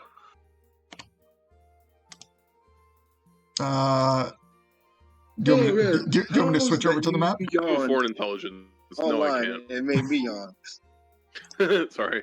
Yeah. No, I was just gonna say if Deacon could do it for their map, but then I'm like, no, he just couldn't do that. Okay. He can't read what the writing even is. Well, it doesn't make any sense. You know what? I would say that, I mean, Deacon would at least recognize like major landmarks, and it just so happens that this happened north of Lon Lon Ranch. I'll tell her that. Works. I think that's fair. But yeah, and I don't think I could get any more detailed than that, logistically speaking. Right. But the good thing about that is, noting that it happened north of Lon Lon Ranch, the only other thing... about half of Hyrule Field? It not only cuts off about half of Hyrule Field, but while this battle happened, while this spawning was occurring, it didn't go noticed by the guards, which means that it was... The only thing north of Lon Lon Ranch is Hyrule Castle, so it happened far enough away from Hyrule Castle that it did not cause any alarms. So it happened, so they can say, like, they can determine that it happened more towards Lon Lon Ranch. Mm-hmm. So yeah, I mean, even though Deacon can't technically read a map, but like, given things that he could point out, he is able to point out very viable information. Nice, thanks. I appreciate it. That works. So, is there anything else that? And Zelda asks, "Is there anything else?" Because this is the second time that you have run into an encounter with these portals.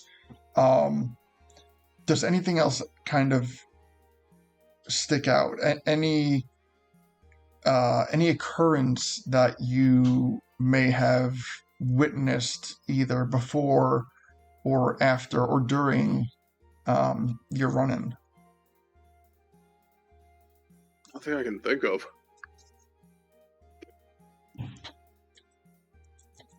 Let's see. Does she know about the Ganon dreams? Have we told those to her yet? No, you have not. So probably do that then, huh? Well, before we go down that road, everyone give me a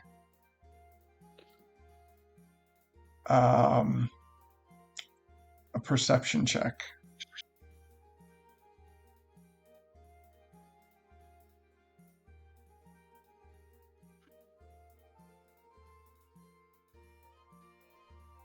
There's a portal behind Zelda this entire time. There's little silk spiderweb strings connecting them. $17.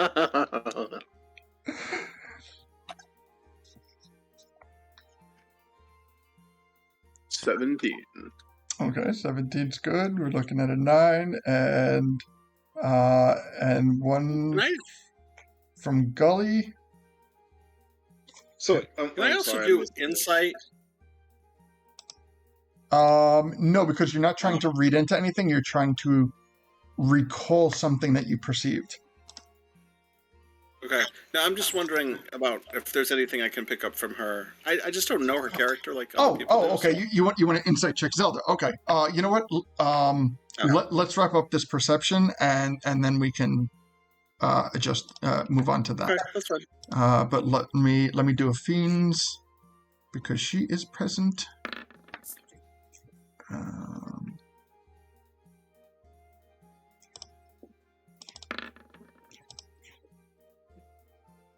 She just fucking saved your ass. A fiend who has been kind of like, look. I mean, she just had to be in the quiet side, but she is being a little extra quiet during this conversation with Zelda, and from the back of the group, she chimes up and she goes, "There was one more thing. At the start of the battle, right before the portals spawned, we heard a voice saying, welcoming us to the ambush. And I don't think that it was the corruption's voice." I don't remember that at all. It was there. It was I there. do remember that being said, but not that it didn't come from the corruption. I specifically... Yeah, I thought it came from the corruption. I specifically narrated it as a disembodied voice.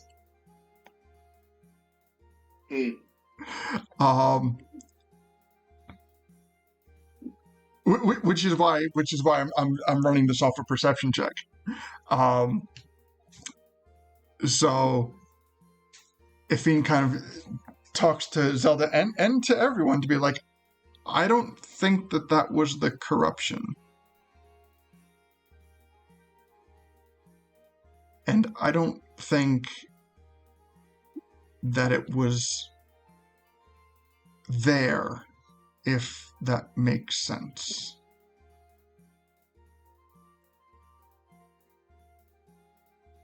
And at this point,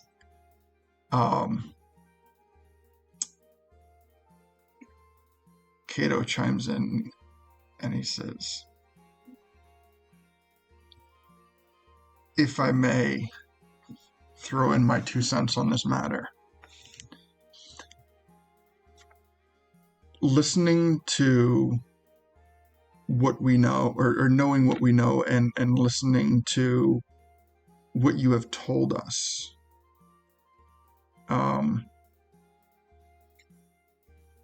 I don't think that corruption thing was ambushing you. I think that corruption was the bait.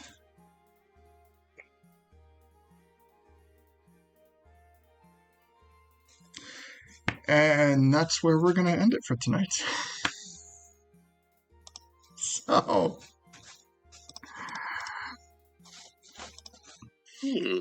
So... yeah. We made it through. We got away from the encounter. Maybe wasn't the perfect way to resolve it, but definitely the smartest way to resolve it. And you know what? It's not always the strongest or the smartest or the quickest who comes out ahead. Sometimes it's the person who is most adaptive. So, our party has made the appropriate adaptations. We have shared information with people like Zelda and Kato and Ken. We are getting a much more broad understanding of what's going on, and getting a view of the bigger picture, and learning that both sides could potentially be having their own pawns. So, from the corruption standpoint, he was able to get away with its life, which was quite possibly neither here nor there as an objective. But yeah, talking to Zelda, very smart move. Always best to pool information with those that have it. So, I want to thank everyone who tuned in for tonight. We will have our chat session next week. Be sure to get on that. I'm sure we'll do something fun. I'm really having a lot of fun making maps and scenes. You got to see our Hyrule Castle Town scene that we made last week. And if you tune into, I mean, it's probably taken down, but you can see like how we threw it together. And yeah, so thank you everyone for tuning in. And we'll see you next time. Until then, be happy, healthy, and bye. Bye. Bye.